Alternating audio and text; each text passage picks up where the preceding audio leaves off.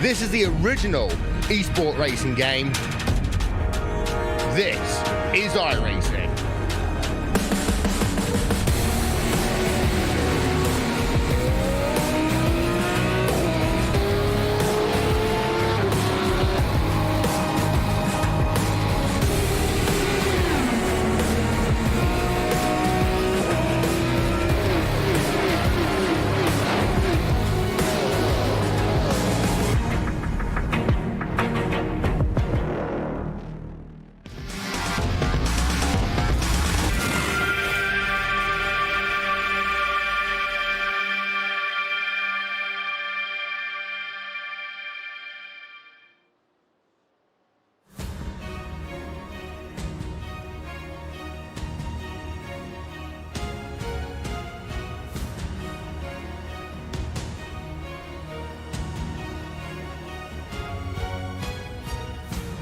Another round of the Premier Team Racing competition here on iRacing. The 2019 VRS GT iRacing World Championship Round 3 here at Imola is coming up in just a couple of moments' time. It is a very sunny day here in the Italian countryside. I'm Connery Maddock. Joining me on the cast this afternoon, will be Jack Styles. Those are the track details, the track temperatures, everything you need to know about this circuit up on your screen for you now. Jack, it's another round. We're coming up towards the halfway point of the season. Yes, today indeed does mark that halfway point into this 2019 VRS GT iRacing World Championship. What an exciting championship it is becoming to be. VRS Commander SimSport coming in today have won both rounds so far, the same team leading the championship points as well. But it's going to be interesting to see how qualifying pans out at Suzuka. We had an interesting qualifying session where the track temperatures were a bit here, there and everywhere, and it was all about when you were out on circuit to get that pole time in. Today, the track temperatures looking much more constant, currently sat at around 44 degrees Celsius. It's a very sunny day here today, and those are the championship standings up on screen for you now on the left-hand side. VRS Coanda SimSport, number 81. They have won both rounds so far this season. They're looking to continue on their form here today at Imola. You have another contender as well, Red Bull Racing Esports on 140 points, tied second place with another VRS Coanda SimSport car. That's the number one machine there, getting themselves up into that top 3 position. We've also got Pure Racing Team Red P4 with Williams Esports Razor bringing things down to P5. Altus Esports as well on the bubble of getting themselves a good season finish here, but we've still got a couple of rounds left to sort this one out, and well, we've got qualifying for this particular round going on right now, Jack. Yeah, qualifying is currently underway. Each team has 3 laps to get that qualifying time in, 3 chances to get themselves at the front of the field, and at the moment it's currently that number 81 VRS Coanda SimSport machine which is topping the times, and that looks as though it's currently leading by about 0.2 of a second. We're currently looking at one of the Williams Esports cars. That's the Razor team with Lauren Heinrich on board, number 22 car, as he heads himself into Ravazza, and hopefully to set a quite quick lap time. Yeah, absolutely. Williams Esports Razor then, what can they do? Coming towards their qualifying time here, just heading themselves across the grid, across the line. Of course, with the start-finish line being so far down the pit straight here, it does give opportunities for last lap shenanigans perhaps, but good enough for P5 right now for Williams Esports Razor. That's currently about 0.02 of a second off of VRS Coanda SimSport number 8 car. Astral Gaming Altus Esports, though, they are coming onto a flying lap right now in their Ferrari. And this track, it is so tricky. Not so much here in qualifying here, Jack, but when it comes to the race, with how close quarters this racing is going to be, it might just be a race of attrition. I definitely think the same. I think going into turn 1 on that very first lap is going to be very interesting. The run up to the start-finish line here at Imola is a long straight, very quick as well into the Tamburello section of the course, and everyone's got to get themselves stopped for that first chicane, and it's going to be a case of who can get into that chicane first. I think it's going to be who leads the end of that first lap and has the advantage going off of the start. In the mid-pack, it could get a little bit more interesting. I probably expect a few collisions further down in the mid-pack from people who maybe aren't expecting a couple of checkups or just funny moves going into that first section of the course. Altus Esports continuing on their way towards the Variante Alta. Then Maran Cholak behind the wheel of that one of two Altus Esports cars in your field here today. You have the Astro Gaming Altus Esports car, you have the Logitech G Altus Esports machine as well. But Maran Cholak, of course, ex-WTCC driver behind the wheel of that Altus Esports car, heading their way through the final couple of corners now, and no lap time set so far for this Altus Esports car. So as long as they've kept that within the track limits, they should be able to get themselves a qualifying time on the board here. But what is it going to be? And across the line they will go in just a couple of moments time, and we'll get to see where they place themselves, and it's going to be P12 for now for Maran Cholak and co. So two of the Altus Esports cars have got themselves into the top 12 in qualifying. Third position, of course, is the other Logitech G Altus Esports machine. That's Maria Moreno Machino, which we're currently looking at, obviously, on an outlap. He's going to be going for one more attempt at a quick time here today, but I think he's just keeping it slow. Switching focus to Red Bull Racing Esports. Fredrik Rasmussen on board.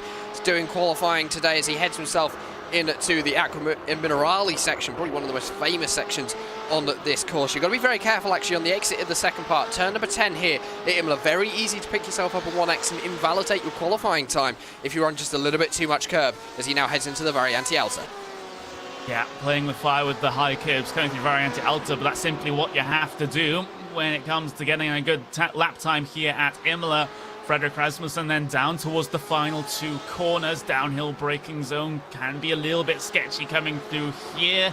Careful with the track limits on the exit as well. You can't be affording to pick up a 1x here in qualifying. You'll just completely and utterly invalidate your lap. But Fredrik Rasmussen drive to the line now, and what's it going to be? I would say a top 3 would be comfortable here for Red Bull Racing Esports, and they just miss out on that. They are P4 for now, but as Rasmussen continues on his way, he will get another opportunity to try and best his lap time, but it's going to be on one lap all tyres, and tyres that have overheated from that lap alone. And I think for Fredrik Rasmussen, as you say, the tyres are going to be past their best. He's clearly going for another lap because he's still at full speed. But obviously sitting fourth, I think he's comfortable, but I'm not sure whether he'll be happy with that run. I think he would have wanted just that little bit more. Of course, only 4/10 down on what Josh Rogers was able to do in the number 81 VRS car on the SimSport machine. Josh Anderson as well in Vendaval Sim Racing Yellow, having a great run to get himself into second position. We saw him scratching at the edge of the top 10 at Suzuka just a few weeks ago. Today getting himself right up the order here at Imola in qualifying, putting that car in good position. Vendaval Sim Racing last year had a bit of a tough year, didn't get many great results, but clearly showing that they are back in the hunt this year for all the major series here on iRacing. Yeah, it's a fantastic return to form. During 2018, they had a pretty mixed bag in terms of the results they were able to manage after a good end to 2017 coming into 2018. So it's good to see them back towards the front of the field here for Vendaval Sim Racing. You've got Red Bull Racing Esports then coming towards the end of their lap. Fredrik Rasmussen, he's had another shot at getting this one right, and out at the final corner, just on the edge of the grip of the car, coming through that section. Is Red Bull Racing Esports going to start any higher than 4th place here today? Across the line they will go. They will improve. In fact, they get themselves just above Logitech G Altus Esports. They get themselves into P3 by 0.02 of a second there, Jack. But there's still another 5 minutes to go in this session. Some teams haven't even run their second quali lap yet. There's Joni Tarkkanen in the number 18 VRS Coanda SimSport machine, currently sitting in 9th position in the times as it stands, is out on a quick lap. So Red Bull Racing Esports clearly deciding that going early is going to be a good idea today. Get those 3 lap times in and maybe assess the situation, but maybe could fall into their downfall, especially if the track temperatures start to drop. Even if it's by a degree or 2, we could see a couple of tenths here and there in the lap times, especially for these teams in the top 12. Each tenth is going to mean everything, because the top 12 is split by 0.6 of a second. Tarkkanen just getting some practice laps out there. I say that because he's used up all 3 of his flying laps in this particular session, so just trying to seek out what the track is feeling like here for the race. And Pure Racing Team Red, though, Maximilian Beneke behind the wheel of that number 72 car, the highest rated driver here in terms of iRating, of course. He is on his final flying lap here, up through Tosa, and he used that engine to try and climb up the hill all the way towards Piratella. one of the fastest sections of this racetrack. Just guide it in.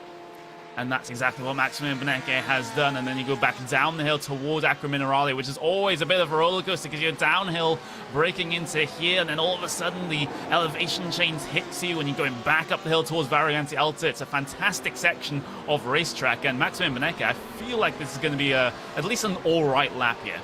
Yeah, and I think for Pure Racing Team, especially today, it's a bit of redemption after the struggles they had at Suzuka. That Ford GT not really suiting the Japanese circuit. Of course, Pure Racing Team being the only team in this series who are running that Ford GT. But he is back out and running in 5th position. And actually, we've got a second PRT car in the top 10. Currently, the 71 is in 8th. That was Gianni Vecchio. He did that time. And something which our producer just pointing out to us today, Paul Smith, is that through the Variante Alta, Maximilian Benecke had all 4 wheels off the ground. Something very easy to do. Clearly turning that car into a bit of a flying machine. Didn't improve his lap that time. So for Maximilian Benecke, the highest he will start today is 5th position. It is, as qualifying starts to draw itself to a close. That is currently your provisional pole position sitter, Joshua Rogers, VRS Crown SimSport number 81. And, well, that was a lap time about 0.2 of a second faster than everyone else in this field here today. Joshua Rogers, over the past couple of months, has been an absolute monster. It doesn't matter what car you put him in charge of, he just finds a way to make it go very fast indeed. And with that Kwanzaa BMW, it seems like that theme is continuing on here. He even has a lap in hand as well, so he could potentially go faster on this lap here, Jack. Yeah, this is his last attempt at getting a good qualifying lap in for Josh Rogers. So as he brings himself up to the Variante Alta, we ride on board, hit the right curb, hit the left curb. Another one of those cars getting a lot of air over the curbs, clearly deciding that the punishing line is the one to take as he heads himself down towards the Ravazza section, the double left-hander. I think it was Jensen Button when he first raced here at Imola said it's surprising how much of the curbs you can take at this circuit. It's very forgiving, but of course the iRacing track limits will punish you if you use too much and gain too much of an advantage. For Josh Rogers, he's going to be coming out of Ravazza through the Variante Batter. Across the line he will come. Does he improve? He does. He does a 37.1. His advantage at the top of the times is 3.5 of a second. What can you do about Joshua Rogers? That is just an honest question. What can you do? Vendaval Sim Racing Yellow, though, surprise up into P2 there for the Vendaval Sim Racing car. That's an absolutely fantastic qualifying effort from them. Joshua Anderson behind the wheel of that particular car, getting those qualifying laps in. That is very competitive indeed there for Vendaval. Williams Esports BenQ, though, still yet to set a qualifying time, and with a minute remaining, this is going to be their last chance to be able to make an impact here on the grid. Isaac Price behind the wheel, coming up towards the start-finish line then. How far up does Williams Esports BenQ finish? Ooh, that's not great. That's P41 there for Williams Esports BenQ. That is not the ideal situation there. They have got a lot of work to do now here in the race. Yeah, and I think for Williams Esports, today is going to be a day about, especially for that BenQ team, really trying to get as far up the field as they can. I think for Isaac Price, that final lap was just a banker lap to make sure that he had a position on the grid. 2 cars haven't set a qualifying time so far. That is one now is the Red Face Racing by JRT machine. They aren't actually out on track at the moment, so they are not going to be setting a time. And I think the last car to set a time will be that number 3 machine, the Thrustmaster Movano racing car.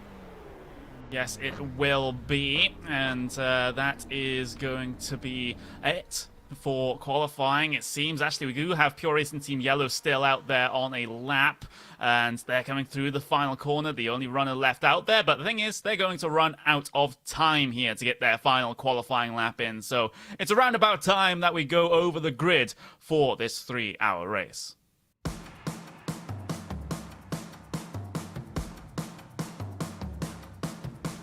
VRS Coanda SimSport will line it up on pole position by 3.5 of a second over Vendaval Sim Racing Yellow. What a lap there for Joshua Rogers. He didn't even need that last lap either. His original lap was good enough to get pole position, but he just wanted to solidify his position at the front of the field. Williams Esports Razor will line up in P3 for this afternoon's race, with Red Bull Racing Esports starting in P4. Logitech G Altus Esports will start P5 with VRS Co-Anda SimSport number 8 car in P6 with Pure Racing Team Red in 7th. We've got MSI Esports Blue in P8. Apex Racing Team will start 9th and Pure Racing Team Blue will round out the top 10 here in qualifying. VRS Co-Anda SimSport number 18 will line up in P11 with Vendaval Sim Racing White sharing a row with them in P12. Co-Anda SimSport number 1 car, that's going to be lining up in P13 here today with Burst Esports Black in P14. SimCube and X Racing Red P15 with Vendaval Sim Racing Blue in 16th with Apex Racing Team here starting 17th place on the grid. DriveX Esports 18th with Astro Gaming Altus Esports in P19. Blackstar Racing will round out your top 20 here on this afternoon's grid. MSI Esports Yellow will start in P21 with Thrustmaster Mivano Green in 22nd. We've got Pure Racing Team Yellow and Pure Racing Team Green, P23 and 24 respectively, with Dream Factory in P25. Team Redline Black and in P26, we would have expected them to be a little bit further up the field, but a mid-pack start for them is going to be a bit of an issue. Burst Esports Redline in P27 there, so both Redline cars, or Redline associated cars, not doing too well here in qualifying. Beeler Racing Team, TX3, Williams Esports, Core Sim Racing Orange, DriveX Esports, Core Sim Racing Red, Glacier Racing North, and Zenith Esports will bring things down to P35 as the drivers get themselves rolling here. The rest of the positions further down your 46 car grid here today is going to be a relatively fast start here as we only have about a couple of corners to get this race started. The 911 GT3 Cup car, pace car, leads them around. You'll see that one dive down onto pit lane in just a couple of moments' time. And there we go. Field under the control then of Joshua Rogers in the Co-Anda SimSports number 81 car. It is a very long hold for him indeed, keeping everyone guessing behind. When will Joshua Rogers go? Everyone's starting to check up, but now Joshua Rogers pedal to the metal. Green flag here for the 3 hours of Imola in this, the 2019 VRS GT iRacing World Championship. Fantastic launch from your pole position sitter, but battle for P2 down into towards Tamburello for the first time. Williams Esports Razor has gained a position on the start here, and that's a fantastic thing to have happen to them. Red Bull Racing Esports and Co-Anda 8 are battling through the chicane, but they managed to survive here. No instance further down the field as far as I can see. Everyone single file at the front of the field this early on. A relatively clean start there, Jack, but I hope I'm not jinxing it. I mean, I was looking down throughout the mid-pack and towards the back of the field. Everyone looked as though they were going to be getting themselves through the Tamburello section pretty clean. So far, no incidents have been happening. We've been very close to some contact. Matteo Ugolotti, I believe it was, in one of the Apex Racing Team cars, did a properly good lunge into the first chicane. Managed to gain about 3 or 4 positions from that one, but avoiding any contact as everyone heads themselves into the Acqua Minerale and up towards the Variante Alta for the very first time as we have cars round behind. Raul Diago and Dream Factory in the number 2 machine, almost losing it as he headed himself through the Acqua Minerale, managing to hold on, almost turning himself into a bit of form of drift mode. Yeah, managed to hold it though, so no complete spin around so far, side by side down in towards the chicane. That's Altus Esports there, Marin Cholak. Oh, there's been a collection of cars behind as well, just plowing straight into that one. A horrible, horrible instant there into Variante Alta for the first time. Here's the replay. And that looks as though it's taken quite a few cars out of this race at the moment. We'll find out what happened to Marin Cholak. I wonder whether he just lost it on his own. Heading into the chicane. No! It's a lunge and then contact from behind by the looks of things. And you can see as we look forward, everyone trying to get themselves through the chicane, but there's just not enough room because people are trying to go too wide through the Variante Alta, which never really works, let's be honest. And for Marin Cholak, all of a sudden, a long way down the field and a lot of damage on that Altus Esports cars. Kind of mirrors the start they had to the Suzuka round, Connery, where they got involved an instant in lap 1. Yeah, and that is going to be a recovery drive from this point forward for Altus Esports, even if, well, that is considering if that car is in any fit state to continue here, they might just have a lengthy repair onto pit lane. So we'll keep an eye on that one over the next couple of laps. But at the front of the field, it is Joshua Rogers. Who else other than Joshua Rogers at the front of the field? VRS Co-Anda SimSport, good start for them. And Williams Esports Razor, they're already starting to lose them here. So Rogers is on another level.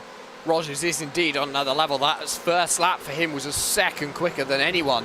And in fact, I think he helped himself really by bunching up the field so much at the start. And that's very important with the cars behind as well, especially in the mid-pack. You could see on your screens a little bit of jostling behind with everyone thinking, when's he going to go? But he never did. And for Lauren Heinrich, he was able to really advantage from that as well, because he could see when Josh Rogers could go, and he just followed him. For the driver alongside him of Josh Anderson, he couldn't do that as well. And maybe someone got that call to him that the driver of Josh Rogers was going just a few seconds late. We have got a car around in Ravazza.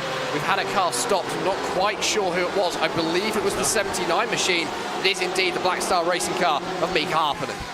Yep, it is. Rejoins the racing circuit. We'll get the replay of exactly what happened up on your screen down in towards the first Ravazza. That's the TX3 car.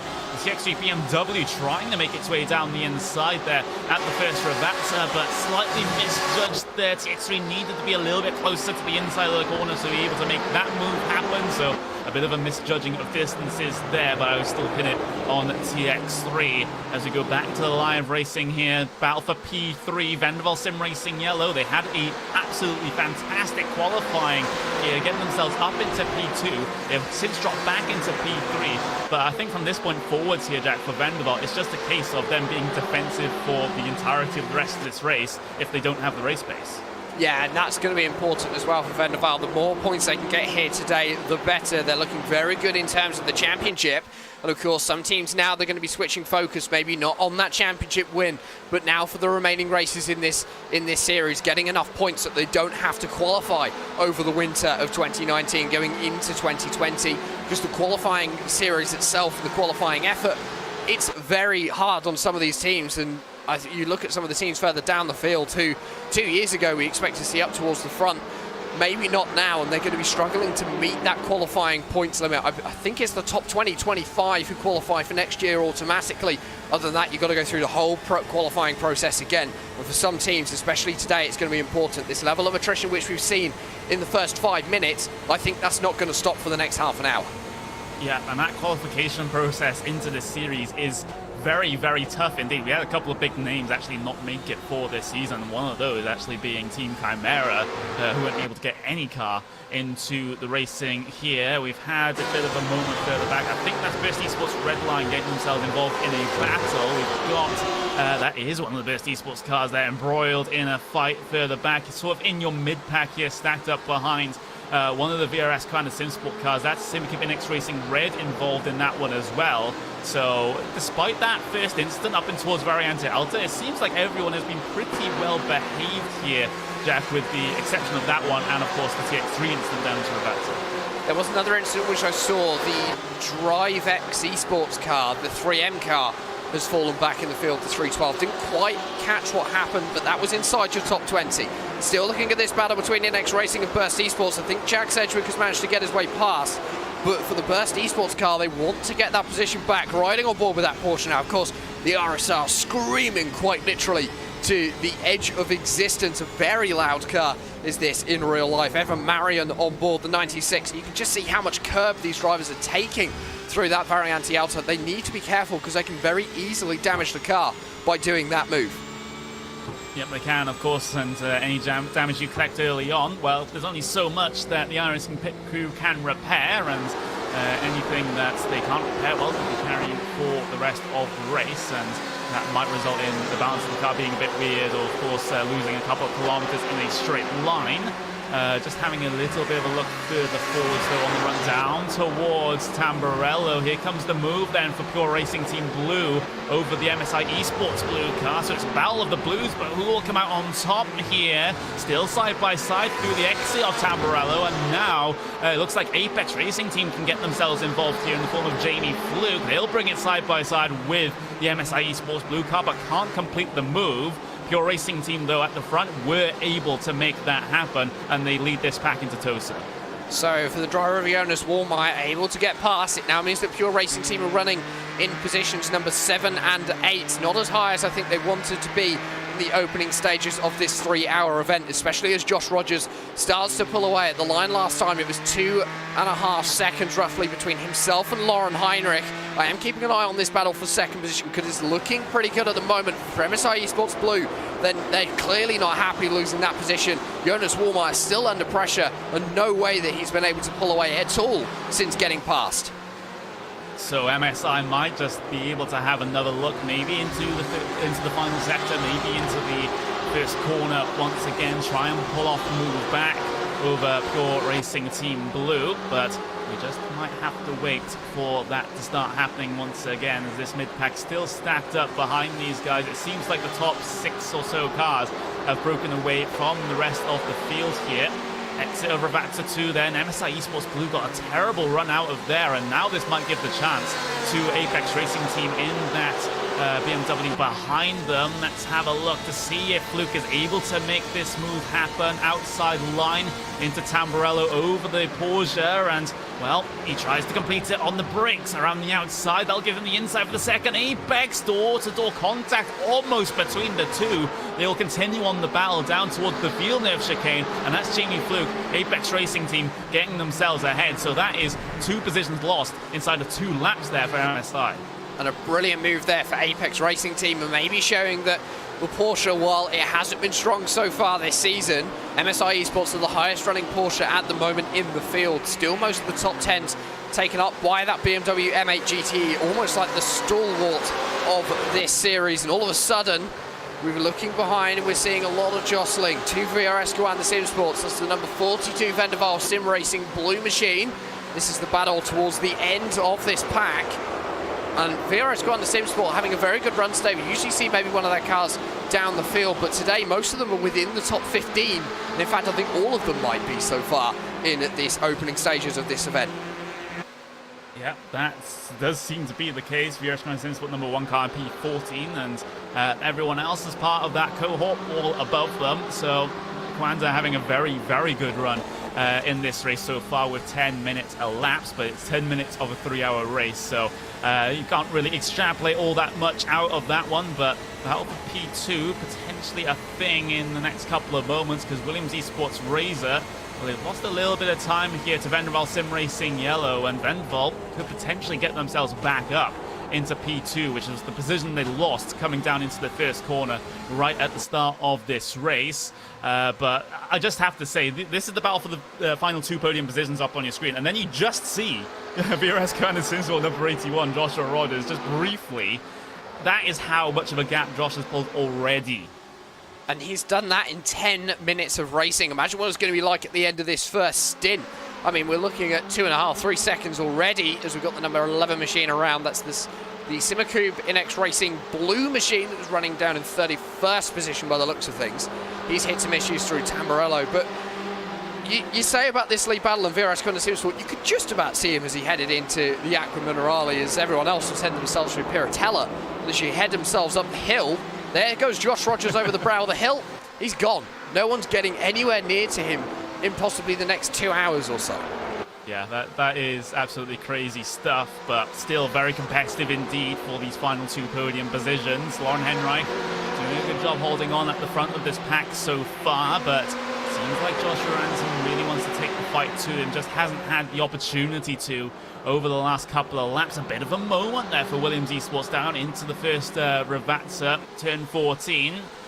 Gonna still be having a good run out of the second one though, riding on board with Vendaval Sim Racing Yellow, but they're close enough to make this move work now down into Tamburello on this lap. Look at that, it's going to be the run going the way of Vendaval. Outside line chosen, but is Joshua Anderson going to back out of it? Yes, so not committing to the move just yet. I think Josh is just happy to sit behind here perhaps, and maybe get a little bit of fuel saving done perhaps. Of course, it's not that it matters too much at this racing circuit, but could give you a slight edge when it comes to those pit stop times.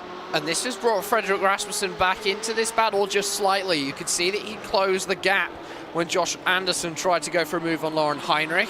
It didn't happen, or wasn't able to advantage of that from Freddie Rasmussen. Obviously last time around just that little bit slower, about 1/10 of a second slower than Josh Anderson in that BMW. So 2 cars very the same. It's going to be down to the driving styles, down to the setups of those cars. Of course, each team going to be setting up each car very differently for each driver's driving style as they head themselves through Aqua Minerale and up the hill. Everyone looking as though they're keeping it line astern. I have a feeling that we might not see many moves today down into the Variante Alta. It's a very risky place to try and put a move in, because if the driver doesn't see it and they go for the apex, Connery, there's going to be a rather large collision going into that chicane. Yeah, absolutely huge. We already had one on the first lap here, so hopefully, fingers crossed, we don't have any coming through the rest of this race, but I know very much how much I'm probably jinxing that at this point. Gap at the front of the field, 4.1 seconds is Joshua Rogers and Coanda's advantage over the rest of the field right now, but that second pack still has quite a lot of potential here to get going once again. I think Vanderfell will have the run again this time into turn 1, but I think if the theme continues, they'll just back out of this one unless Joshua is looking a little bit more adventurous, but he does that late move towards the outside there, in towards Tamburello, but he doesn't commit to anything, so he's just putting the thought inside of Henrich's mind that he might, on one of these laps, actually commit on the brakes instead of backing out all the time. It's almost like he's pulling a dummy on multiple laps as to whether he's going to be pulling off a move or not, as everyone runs very wide coming out of the Villeneuve chicane. And Freddie Rasmussen now really closing up the gap, and I think Josh Anderson might be hurting himself. We can see that he's gaining on Lauren Heinrich, but maybe also just pulling out those moves to try and gap himself from Frederick Rasmussen.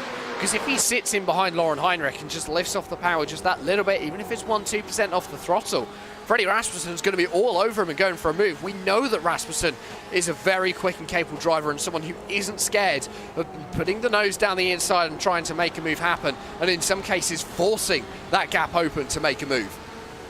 Yeah, let's see what Freddie does here. He is no stranger to opening a couple of minutes race controversy. Let's just say that one. I'm not going to allude to that one any further, but as we continue on in this one, it's still Williams Esports Razor at the front of this particular pack, and this will just give us a little bit of time to see what's going on elsewhere in the field, especially when it comes to that mid-pack, which is kind of still stacked up at this point. And this is usually what we see here in the first stint of the race. Battle towards the back of the field there. That's MSI Esports Yellow that's gotten themselves into a bit of an issue. There's the Burst Esports car behind them. Okay, that's a bit of an interesting one. Not quite sure what happened there. Riding on board with the Gym Racing yellow machine by the looks of things. It's the number 77. There we go. Let's ride on board on the back of MSI Esports Yellow. Oh, that was just the slightest of nudges. It was a slight nudge, but... it was probably a little bit too much, if I'm honest. And for the Burst Esports driver, he could quite clearly see that the MSI Esports car maybe slow out of the corner. Should have lifted out. Usually, if you hit someone from behind, it is your fault. There's no other way of really putting it, but that's a very strange incident. The Arnco already claiming another driver here at Imola. Yeah, that's a bit of a weird one. I would have thought the car behind would have had a mountain of time to be able to react to the slow car coming out of Aqua Minerale, but it seems not to be the case there in terms of that particular incident. So that's one that will definitely be investigated after this race if the trends over the course of the season have been anything to go by. Looking at the battle just outside of the top 10 though, a couple of VRS kind of SimSport cars involved in this one. We have two Vendaval cars involved as well, so it's basically Coanda versus Vendaval in this particular pack, and Vendaval right now currently more towards the front of it than Coanda. You can see Joni Takkonen involved. We've got Max Esterton as well. And if you're wondering, who's Max Esterton? It's Robin Esterton. He changed his name. That I did not know had happened. So I did wonder whether that was Robin Esterton. But for obviously not quite sure what the is that an actual Deepole name change, or is it just iRacing? Because he always used to race under his dad's name, I think, and that is and now he's finally got himself to change it. Yeah, no, that makes sense. Okay, so for Max Esterton, heading himself down, riding on board still with Joni Takkonen, he's doing a good job, and I think for VRS Commander SimSport, being in a Vendaval sandwich might unsettle them just a little bit, maybe not want to put a move just in case that the car behind tries to do anything. But I think at the moment, especially for Joni Takkonen, just sitting in the slipstream, saving a little bit of fuel over the course of these laps will help considerably as then he is able to run that either that little bit longer on this stint or have a slightly quicker pit stop. Yep, he will. Side by side, TX3 by Thrustmaster battling with one of the Burst Esports cars there, and now Pure Racing Team are going to get themselves involved in this particular battle here, side by side between Burst and Pure, and that's Pure on the inside making that move work. But the thing is, Burst Esports looking to work their way back here down in towards Aqua Minerale, but the thing is, this isn't really the best of overtaking opportunities at all. I think that's a little bit of an understatement from me. So Burst Esports Black continuing to hemorrhage positions here. They started in P14, and now they are further down the field, well, quite a bit further down the field. They've lost 6 positions on their starting position here, have Burst Esports Black. So they have a lot of work to do if they want to recover from this horrendous first 20 minutes or so. But Evan Marion behind the wheel of that one, going to come under threat once again from Williams Esports Chill Blast this time, which is another car that's kind of out of position here. They qualify P30, they're up into P21, and they're continuing on their march forward. And I don't think Burst Esports Black will have much to try and defend this one, as Kei Kashube lines up the run coming up towards the Tamburello chicane. Inside line, going to get wrestled away, and Kei Kashube goes very deep on the brakes indeed, and Burst Esports Black, they cannot defend. Bit of a dummy move actually by Kei Kashube. Then he looked as though he was going to try and go around the outside into Tamburello, but changed his line at the last minute. I think he might have thrown the Burst Esports driver of Marion Evan off of just that little bit, and now he's got Gregor Hutu behind, the 5-time iRacing Grand Prix World Championship champion. And I think that will definitely unsettle him. Of course, Burst Esports and Team Redline in the technical partnership for this year.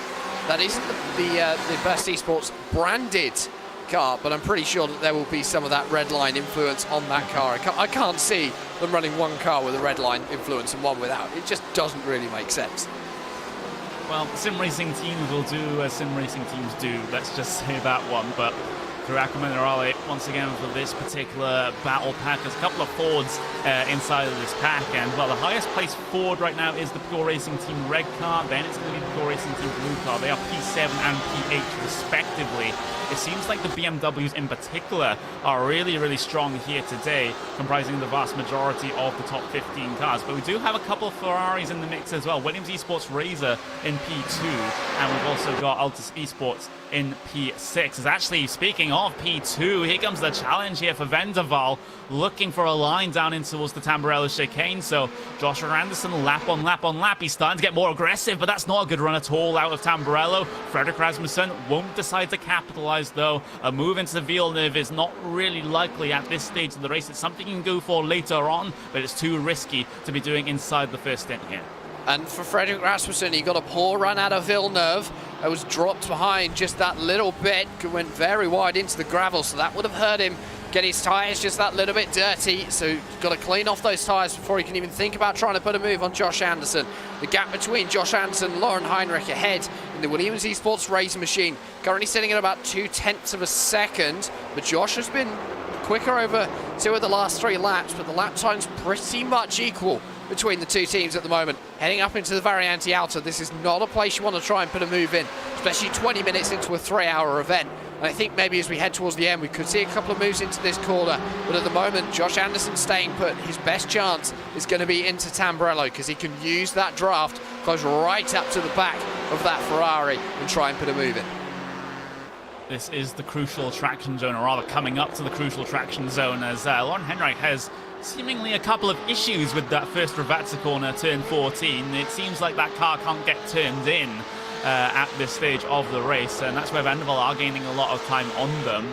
But as long as they nail the exit of the final corner, then they should be safe from a move. But the thing is, Vanderval going to actually sit in the slipstream here, not going to go for it. So a very passive race being raced right now for Vanderval Sim Racing Yellow.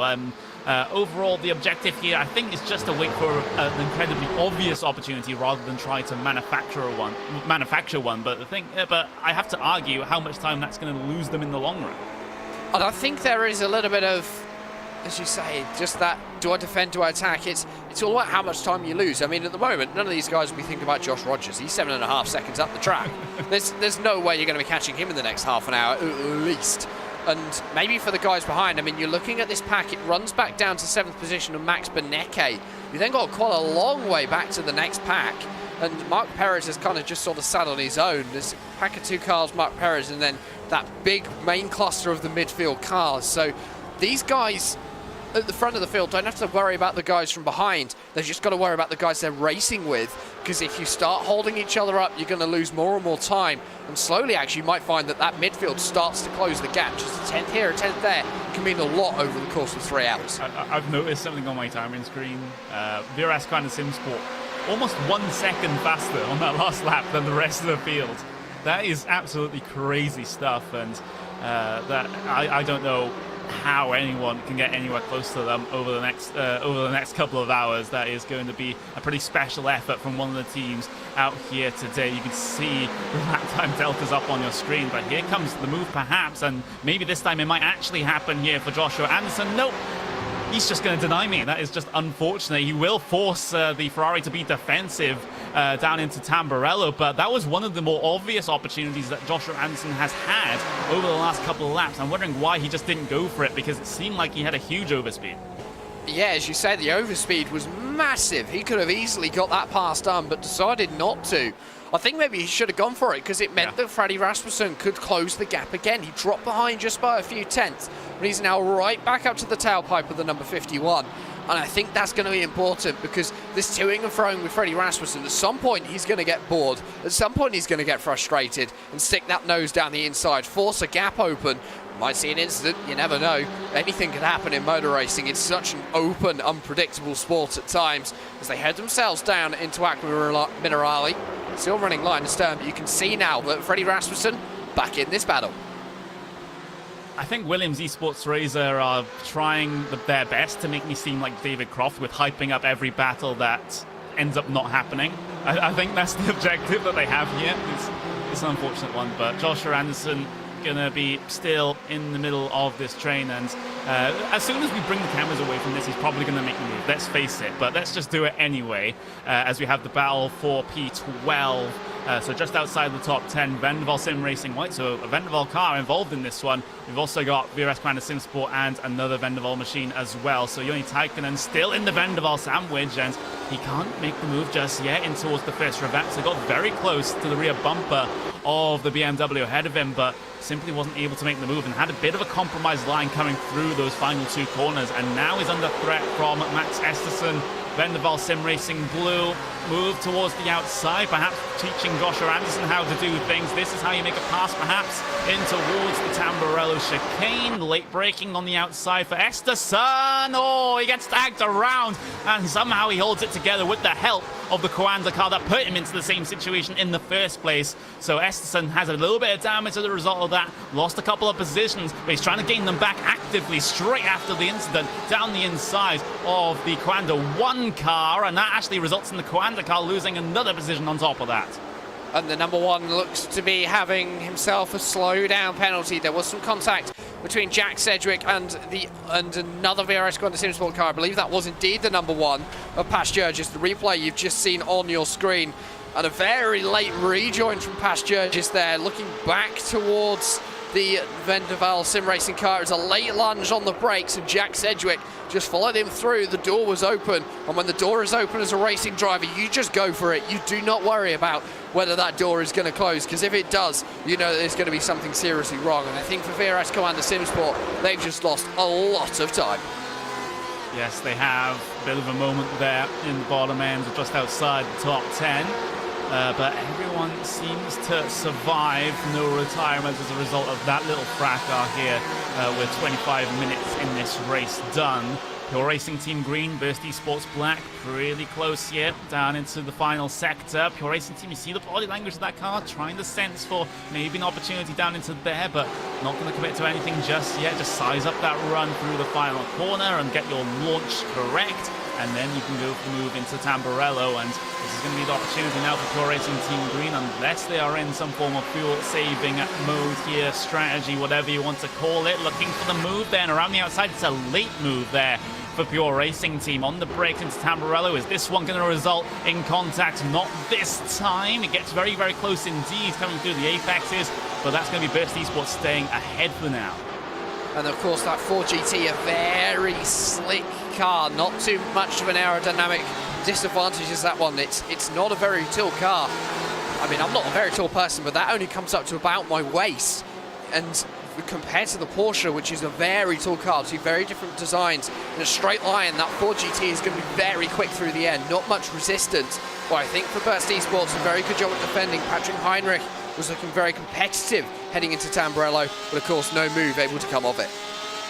A little bit of damage to the front end of that Burst car as well is going to be affecting things somewhat. In towards the middle of the first stint here, so it's going to be a while before these guys head their way down onto pit lane for their first set of stops. That's another Burst Esports car in the pack, just having a look. Oh, look at that launch over the curve that the front Burst Esports car had. And that might just compromise them now at this point, because Pure Racing Team got a very good run out of the chicane. Looking for the inside, perhaps outside into Ravazza. Going to be all lines covered off there by Burst Esports, but it seems like Pure have a ton of pace right now, but they can't make this pass happen just yet. It's a slight run advantage going the way of the Burst Esports car that time out of the final corner, but is this 4GT going to be able to make this pass this time around? And he is gaining just slightly, looking to the outside. I'm pretty sure it's Patrick Heinrich. He is indeed as he heads himself down into Tamburello, trying to go around the outside in the 73. It's going to get very tight, a lot of curve for Burst Esports Black, and that's going to pick himself up some damage on the Pure Racing Team green car. A lot of front-end damage. The Burst Esports red line car tumbling back through the field. One of the core cars is making his way through, and I believe that's another one waiting. So there could have been some contact, and I believe there was, because there's no way that a curb could cause that much damage to the front end of that 4GT. Yeah, let's have, well, this is just after that launch over the curb.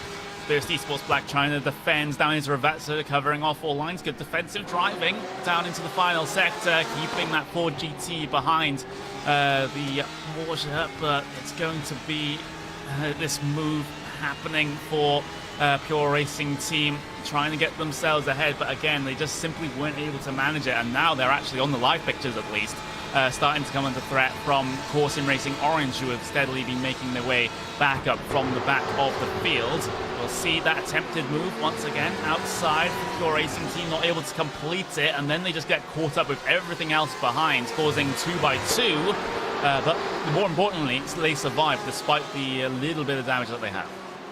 Yeah, and I think that damage is going to be very important for the rest of this race, because it's going to take that little bit of aero out of the car. Some rear damage as well. The rear wing, in fact, is at a slight angle. Now, this is one of the things, as you said earlier, Connery, there is some things which the iRacing pit crew doesn't prepare on these GT machines. One of those is the rear wing, and you can just see how much better in a straight line that Core Sim Racing BMW is. Just showing that having that little bit of aero damage is very hurtful. Even if it's 1 or 2 kilometers an hour, it means everything on that start-finish straight here at Imola. Yeah, it's such a long start-finish straight as well, so you're really going to be hurting. There is the yellow pen. It's come out here for our director, pointing at the spoiler damage to that Pure Racing Team green car. There's also more damage to the rear bodywork as well. The diffuser on the driver's left-hand side is poking up a little bit as well, so diffuser damage, not the most ideal thing to have happen here in these GT cars. That's where you generate a large amount of the downforce through the corners. So it's going to be a world of hit from this point forwards for Pure Racing Team Green, but they're still holding station, still solidly mid-pack, and if they finish in this position at the end of the race, I think they'll still be happy. Yeah, especially with sort of that damage, as you say. It's a position now which they want to defend. They probably know they won't get any further up the field because they know that they don't have the pace compared to the guys ahead. But especially where they're sat now, you can just see the train of cars behind. It's just like line abreast at the moment. It's almost like everyone just queuing to get themselves into a shop, or queuing at a supermarket line to go and pay. It's incredible to see how much these cars haven't actually panned out over the last half an hour since the green flag dropped at the start of this race. Yeah, it seems to be. I did see a couple of comments come up, and people seemingly think this is Train Simulator 2019 or something, because there are many trains of backs of cars out there here, and well, the battle for P2 is one of them. The battle that we were watching briefly was one of them as well, as Red Bull Racing Esports still third in line in this battle for P2 here, and I think if the overall theme from the past 20 minutes or so is anything to go by, then at least in this first stint, the moves are very, very unlikely to happen here for position. Yeah, those moves, as you just said, not much happening. I've been keeping my eye on it as we've been looking a little bit further down the field. Josh Anderson has looked a couple of times. He's looked racy a couple of times, but nothing's really come of it. And you can see behind how much the Logitech G Altus Esports and the Pure Racing Team Red machines have closed up. This is what I was talking about 5-10 minutes ago, is that it's going to allow people behind to slowly close that gap, and it's already happened. It's brought 2 more cars into this battle, and it's about to get a lot more exciting. Yeah, maybe, just maybe, it'll be the spice that we need to try and get some on-track action going on here.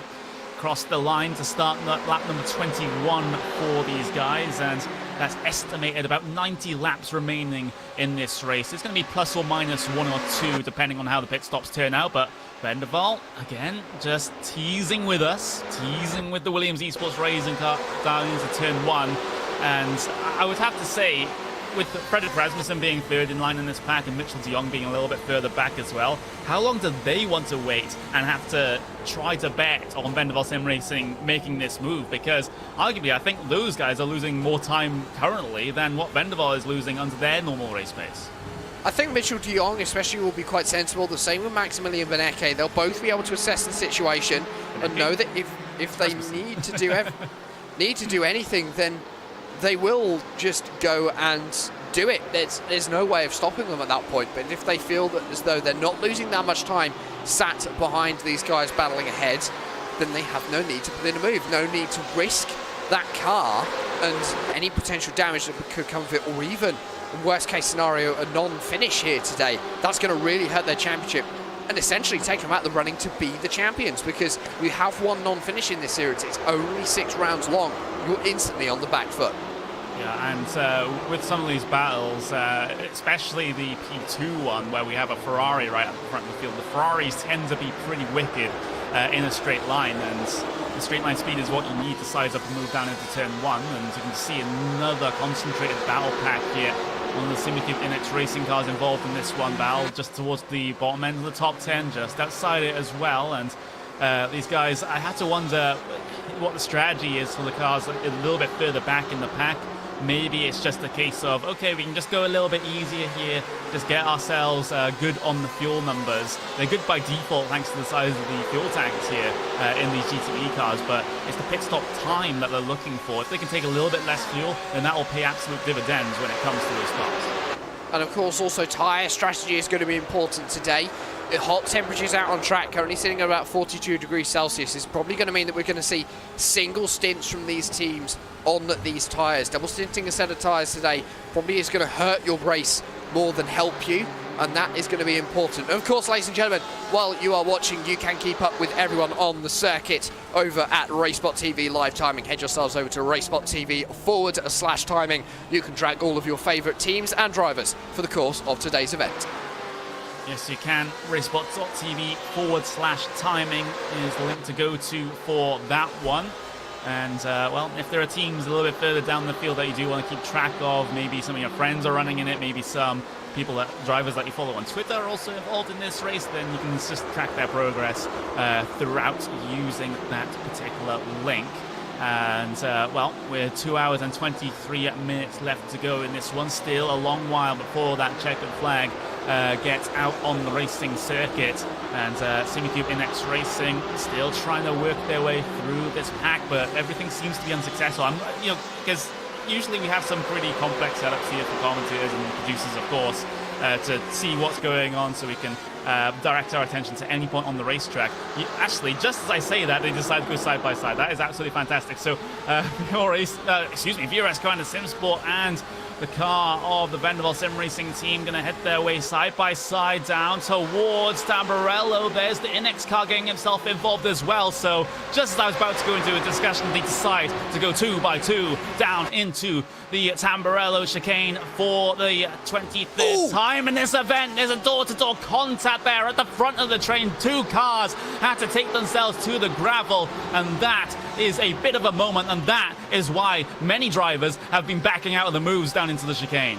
There was some very heavy contact for Joni Tarkkanen. He's head himself a long way back into the field. The same has happened for Dakota Fripp riding on board. You can see just how much those drivers, I believe it might have been the VRS car and the SimSport car, got very loose on the brakes. We're going to have another look looking back. You can see the 2x2 formation that they were running as they headed up to Tamburello that time. As we go to the helicopter camera, was there a touch from behind, or was it just a loose brake moment? I think it was just a loose brake moment. Everyone just then goes flooding past those two drivers. Dakota Fripp rejoined the circuit, but I think had to serve a slowdown penalty there, Connery, and that's why he fell right to the back of this pack. Oh, it's such a dangerous place to do it as well, with the amount of traffic heading their way up on him. We've seen so many incidents over at least my time commentating on the iRacing service where someone's had to take a slowdown penalty, and it's just caused a huge altercation behind them as drivers notice the situation and have to react. But thankfully, no one with major issues there, just drivers having to take avoiding action across the gravel. We do have a car down onto pit lane, though. That's going to be the number 7 car. That's Glacier Racing North, who was actually involved in that incident. And actually, Dakota Fripp is out of the car, and I don't see anyone getting in. So is this a retirement here for Glacier Racing? I'm not sure, because I didn't see any extensive damage on that car, but you are right in saying that there's no one getting into that car. I think Glacier Race. We just had another Vanderval car go off. That's Vanderval racing white. Oh, it's caused a huge moment my word. behind them out of Tamburello. That's TX3 by Thrustmaster around in the gravel, rejoining the racing circuit. A major amount of damage. But let's have a look at the replay. TX3 going for the move into Tamburello, pushes the Vanderval car wide. And then when the Vanderval car rejoins, straight into the line of TX3. That is controversial. That is very controversial. It was straight into the line of the TX3 car, the Pure Racing team car behind. That was the yellow machine. The number 74 of Dennis Grabowski had nowhere to go, so they've also picked up some damage from that. It is day over for TX3 by Thrustmaster Blue, the driver of Arthur LeHook, deciding that the pit lane is the best destination for the 333 machine. Maybe a little bit of impatience is settling in. We've had about half an hour of the Train Simulator 2019 shenanigans, but some drivers are deciding, well, maybe it's my time now later on in this stint to try and make some moves, and it has caused a couple of incidents that we've seen over the past couple of minutes. Vanderval Sim Racing Yellow Low not going to be making the move over the Williams Esports Razor car once again down into turn 1. So this has been a thing for the past 40 minutes between these two. So it doesn't look like anything's going to change between them. Red Bull Racing Esports, and they're just sitting in a position where if these two cars do get in a tangle, then they can pick up the pieces. But Vanderval now starting to be a little bit more aggressive through Villeneuve, and they've made a mistake there, and now Red Bull Racing Esports can capitalize. They've been waiting for so long to make that move happen, and Red Bull Racing Esports are through. And now the question is here, Jack, is will they take the challenge to Williams? I think they will, and Mitchell de Jong is now looking to go up the inside. We've got a replay riding on board with Freddie Rasmussen. You can see Josh Anderson took a lot of curb on that right-hand side. It spat him out to the left-hand side of the track, and there was nothing that he could do. He was just a passenger at that point in trying to get back as much time as possible. He's managed to hold off Mitchell de Jong sitting behind him. Well, I don't know how much longer that's going to last. But Freddie Rasmussen now, all eyes are going to go forward towards that Williams Esports Razor machine to try and get second position and potentially start the hunt for Josh Rogers in first. Yeah, it's going to be a huge task, though, because the gap from P1 to P2 stands at about 13.5 seconds right now. And when you consider we've only had about 40 minutes of racing here, then that is an absolutely huge gap, even in endurance terms. So that is going to be a huge task to try and make happen. But the thing is, for Red Bull, they still have that Williams Esports car to negotiate. And that Williams Esports machine, it's been very quick in a straight line by virtue of being one of the only Ferraris in this field, and is able to defend these sorts of moves coming down in towards turn 1. But I think Fredrik Rasmussen here will be a lot more aggressive than what Anderson was able to do down into there. Oh, 100%. Freddie Rasmussen is an extremely aggressive driver. We see that in every series that he enters and competes in, and that is what makes him who he is, and is so attractive to some teams, as he is so aggressive. As we look behind, there's moves going on. The number 8 VRS car on the SimSport machine, Mitchell de Jong, he's having to defend from the Legitech G Ultra C Sports car, and from Pure Racing Team Red, And it looks as though Mitchell de Jong so far, as we rode on board with the driver of Maximilian Benecke in the number 72 machine, was able to hold them off. But it was getting very close to looking like we may have had some contact as we head into Villeneuve that time. But it wasn't to be. Maximilian Benecke still in P7 after starting in that exact same place. So Pure Racing Team Red yet to make moves so far this event. And coming into this entire series, you would have thought they would have been one of the front runners, but they have had a pretty horrible time of it throughout the season so far. They haven't really got the best of results at all behind the wheel of that number 72 car. And that is going to be, well, they had a decent first round, but at round 2 at Suzuka, they only managed to get a P8. So for a team that I would have said would be finishing consistent top 5s at the least coming into the season, it's been a pretty shaky one. Yeah, and it's one of those things, I think whether that decision to go with the Ford GT might have influenced, especially the run at Suzuka, that might have influenced them getting the 8th position, because that Ford definitely didn't look as strong. Today here, it's not looking that great for Max Benecke. We know he's a quick driver, we know he's very capable. Is it a question of the car isn't quite up to the pace of everyone else, and they are struggling somewhat with that machine? Of course, PRT, as I mentioned earlier, the only team to go with that Ford. It's a very different decision, I think. They did do it a couple of years ago with going with the Ford GT3, so they're obviously sticking with that Ford alliance almost, but it does look as though they're struggling. Max Benecke doesn't, especially PRT, doesn't look like they've got the pace to maybe even come home as champions. Yeah, it's going to be quite a fight for them to make anything happen in this championship. That is going to be currently VRS Coanda Simsports number 81's and Red Bull Racing Esports' job at the front of the field.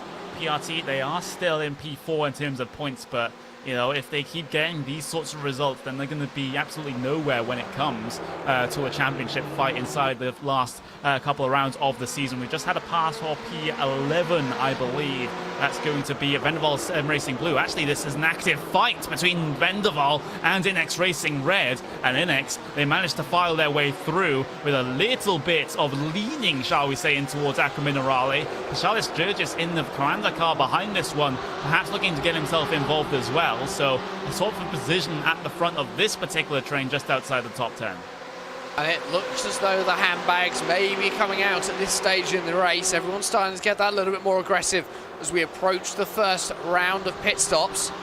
And for Inex Racing Red, they managed to get that move done. Ooh. Jack Sedgwick, what do you spot it? Coanda 8 have made their way through on Vendaval Sim Racing Yellow as well. That's the battle towards the front of your field, and now Logitech G Altus Esports looking to work their way through, excuse me. There's the move on the replay, down the pit straight, de Jong on the inside, and is able to complete the move even before the vast majority of the braking zone there. So that's just Anderson perhaps not fighting things too much there, and just letting de Jong through.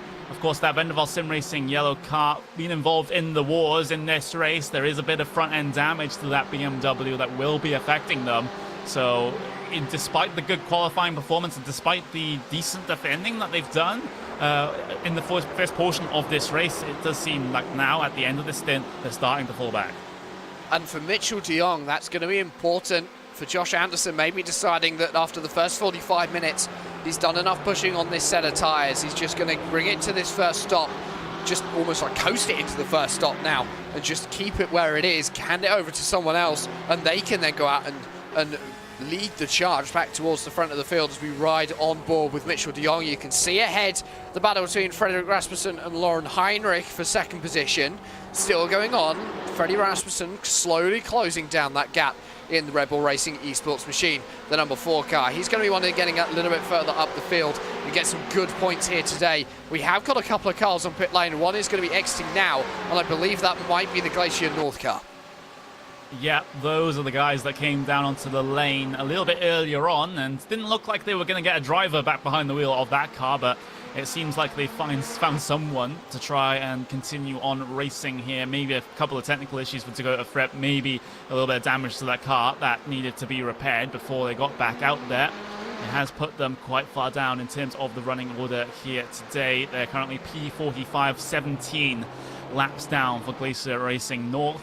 It's going to be just a case of getting to the checkered flag for them now and pick up a couple positions for drivers that go out a little bit later. Yeah, they're 17 laps down. It's showing JJ Nylander in the car at the moment on my screen, but they're still on pit lane by the looks of things. I think I just got a couple of liveries mixed up.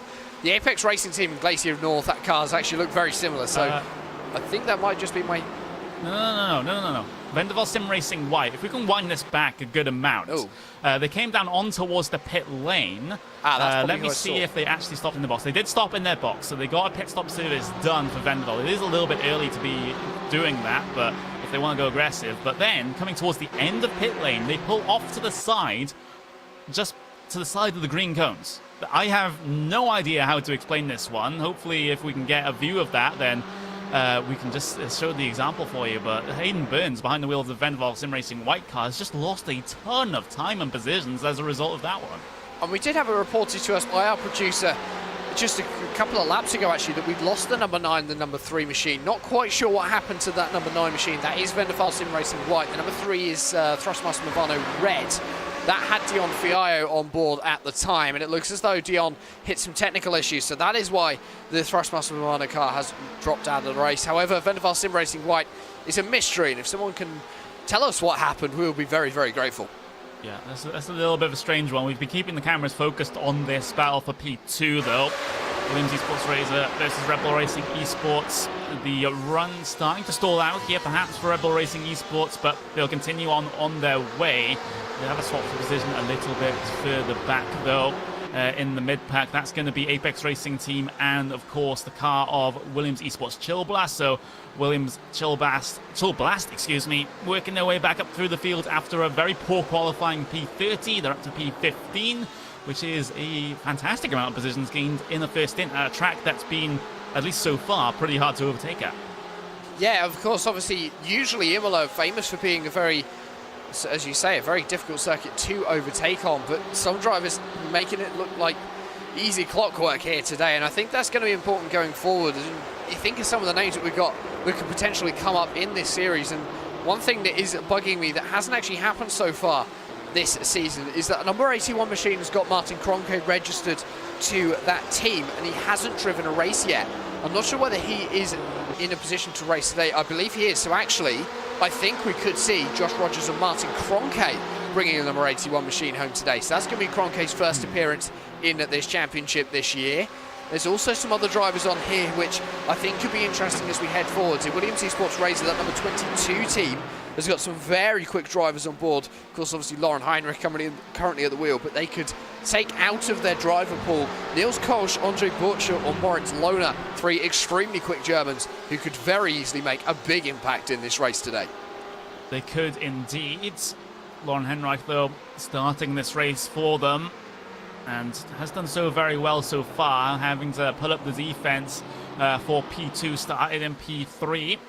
Fredrik Rasmussen now very much locked onto the back, very much using that slipstream to his advantage, but as we saw inside the first half an hour of this race, when the Vendaval car was in this position, the same one that Red Bull Racing Esports is in right now, they simply weren't able to commit to the move anywhere on this racing circuit. So I think right now, if Red Bull don't want to get aggressive with this one, they just decide to make something happen during the pit stops, which are coming out in about 10 minutes time.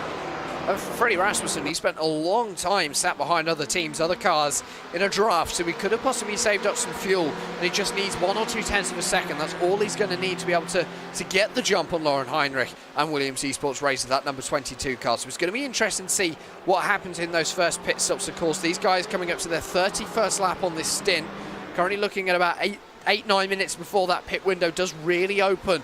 GTE cars can't usually go further than about 65 minutes on the tins of fuel. They're designed to go about an hour on fuel, and depending on what car you're in, it's about 120 litres that can get you that far. It is. Down into Tamburello, no moves for Fredrik Rasmussen, staying patient behind, and all credit where credit is due, though, because Lauren Heinrich has been in this position for, well, since the start of the race, after he got that position gained coming into turn 1 for the first time. He's had Vendaval in his wing mirrors, he's had Red Bull Racing Esports in his mirrors, but he's been relatively solid here at the front of this train and hasn't made all that many mistakes that could so easily give away multiple positions, but he's been very, very strong, and that is an admirable thing. And consistency is key, especially in endurance racing. And you'll probably get a couple of people out there who might say, ooh, 3-hour race is not endurance racing. Trust me, it is, especially when you start putting other drivers and getting them involved, as we see a replay of Josh Thompson getting passed by the Williams Esports Chill Blast machine of Kei Kashube as he headed himself down into Tamburello. And Josh Thompson as well, actually, today, having a very good run. That team has struggled really in the opening a couple of rounds. They've been involved in a couple of incidents, but for the number 49 car running up towards the edge of the top 20 and very much in the mid-pack, Josh Thompson, he's going to be very happy with this run today. Yeah, definitely very, very happy indeed. Up 7 positions on their qualifying. That's nothing compared to Williams Esports Chill Blast, though, up 16 positions on their qualifying. Of course, helped with a couple of the incidents that have happened in front of them, and of course the overtaking prowess that they do seem to possess at this racetrack. But, you know, as the further they get up through the field, the harder that these overtakes will be due to the pace differential being a little bit less. We see those position gains up on your screen for you now, at least inside of that top 12. Going to be Inex Racing and Vendaval Sim Racing Blue going to be the biggest movers inside of the top 12s. But then we cycle things back and we see the 15 positions gained there for Williams Esports Chill Blast. Will update to 16 positions as they head their way across the line. We've also got a good run for Core Sim Racing Orange as well from the back of the field. So a good couple of the cars that have qualified out of position here have been able to sort of recover things somewhat here inside this first stint. And it's usually in that first stint where we do see some cars which are qualified out of position make their way back through the field into a competitive position. Definitely not at the front of the field, but it's going to be into a place where they know that they can fight for a good amount of points. And the amount of points that are available in this series is quite clear, down to the fact that only 2 teams have not been able to score a single point so far this season. Everyone but 2 teams have got points on the scoreboard towards the championship, most of them below about 30th position. It's just a few here and there, but it's all going to be important to come at those later races where it could mean 1 or 2 points is the difference between qualifying for 2020 and not qualifying at all. Yeah, it gives all the teams still something to race for if they can't win the championship. They can win maybe the minor bit surprise money here and there, but the main objective, especially for the mid-pack teams, is to make sure that you qualify into the next season automatically, rather than have to go through that qualifying process, which I've already described as pretty frantic and pretty competitive as well, with multiple top teams trying to get their cars and their teams through that particular process. So there are some teams that unfortunately do fall by the wayside in that sort of situation.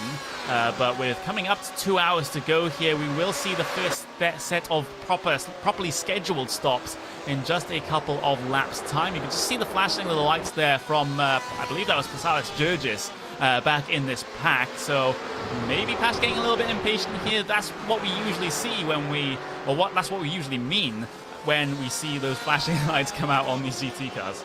Well, flashing lights, especially in endurance racing and GT racing, are usually a universal sign for I'm coming through, get out of my way.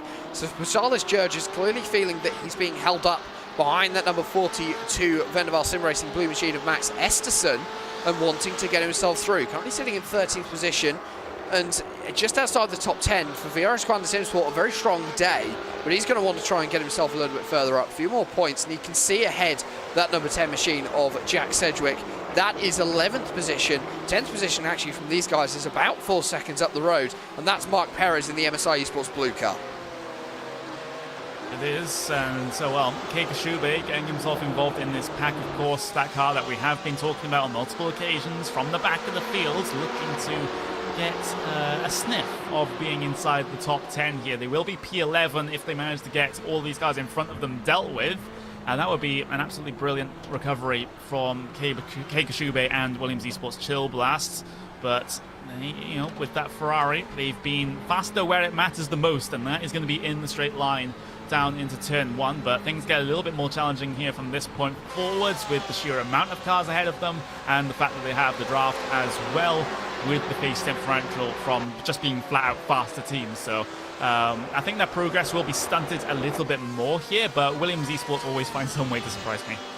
Yeah, and I think I think the Williams team in general, both on the esports side and in the real world side of motorsports, they always manage to pull on a little bit of a surprise. Both positive and negative. Maybe not this year so much, but I think for Williams esports especially, they're still young when it comes to sim racing teams. They're about 12 months old, I think now, Connery. You'll probably be able to correct me. They're about a year old, and compared to some of the teams out here, of course, obviously VRS Coanda SimSport, they're only about 3 or 4 years old now, but they born out of another team. Pure Racing team have been around for ages. So Vendaval Sim Racing, Red Bull Racing Esports being born out of G2 Esports, the team that ran last year with the Fernando Alonso backing behind it. And there's a lot of new teams coming through the wayside, but actually growing out of older teams, which have maybe disbanded or have been taken over by these new institutions. Ooh, Red Bull are in. And Red Bull are indeed on pit lane. Freddie Rasmussen being the first of the drivers in the top 20, deciding that pit lane is a good place to be.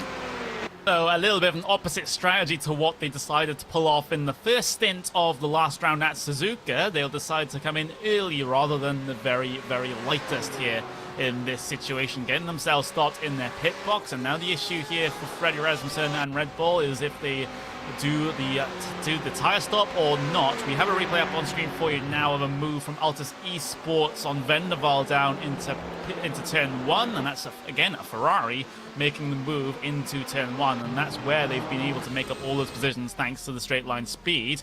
We also had the car of what I believe is the Williams Jim White car come down in. There's another Altus Esports car also parked on the lane as well. Fredrik Rasmussen currently about 32 seconds on his stop, and going up on the jacks means he is taking those tires. And that doesn't surprise me, that these guys will be taking tyres, and we're seeing more and more cars now heading themselves down onto the pit lane. In the background you can see Marin Cholak in the 83. That was the Altus Esports car that had the incident on the first lap. Jake Sturgios looks as though he has entered himself onto pit lane as well. Whether that's him getting into the car, I'm not sure. So for Red Bull Racing Esports, they're sticking with Freddie Rasmussen in the car. He's back out of the way, 59.7 second pit stop, but a very long pit lane here at Imola, to the point where Josh Rogers has already gone past and put a lap on Fredrik Rasmussen. That's how long it takes to get a pit service done here. Yeah, it takes an eternity. Luckily, though, there's no such thing as going for a 2-stop or a 3-stop strategy here. Everyone's going to have the equal amount of stops, so it's not going to be a huge factor here. Williams Esports Razor, though, back down onto the pit lane for them. Lauren Henreich, we've got one of the Vendaval cars coming down in as well. Altus Esports, Pure Racing Team Reds, both Coanda cars at the front of the field have stayed out in this situation, but this seems to be about the time where a lot of the mid-pack are starting to gesture themselves down towards the pit lane. And we're seeing VRS Coanda SimSport go deep into this first stint. We've had a driver change in the Williams Esports Razor machine. Niels Koch is into that car. Josh Anderson looks as though he is staying on board the number 51 machine. That is the car you see ahead of the 22, parked at a little bit of an angle, obviously deciding that his pit box was at a slightly different angle to everyone else. And you can see now the pit lane getting very busy all of a sudden.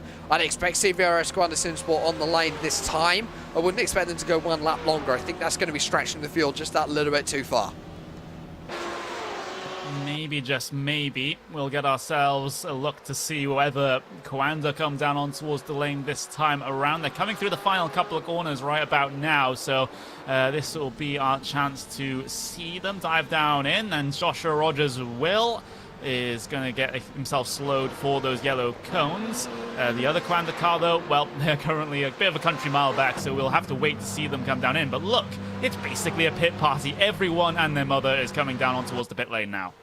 And Mitchell de Jong is going to stay out for one more. So VRS Coanda SimSport number 8 deciding to go for a 38-lap stint. Monomir Marcheno as well in the Logitech G Altus Esports machine. He's down on to pit lane. Max Benecke looks as though he's going for a 38th lap. Jamie Fluke looking like he potentially will do the same. No, Jamie Fluke in the number 99 Apex Racing Team machine is down onto pit lane. So an alternate strategy.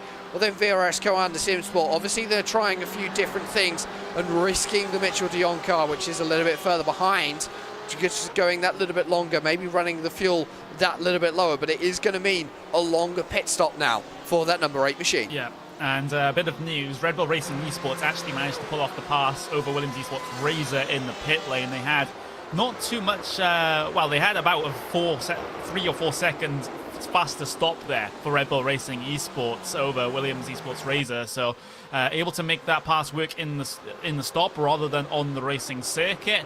We still have yet to see VRS Kind of Sim Sport number 8 and Pure Racing Team Red decide to head their way in. A good gaggle of cars still getting their pit stop services done. I'm not seeing all that many cars go for the double stint strategy, but one of them that might be significant actually is Williams Esports Chill Blast. They are going for the double stint here. Only a 35-second stop for them. That is a bit of a change when you consider most of these front runners are changing tyres.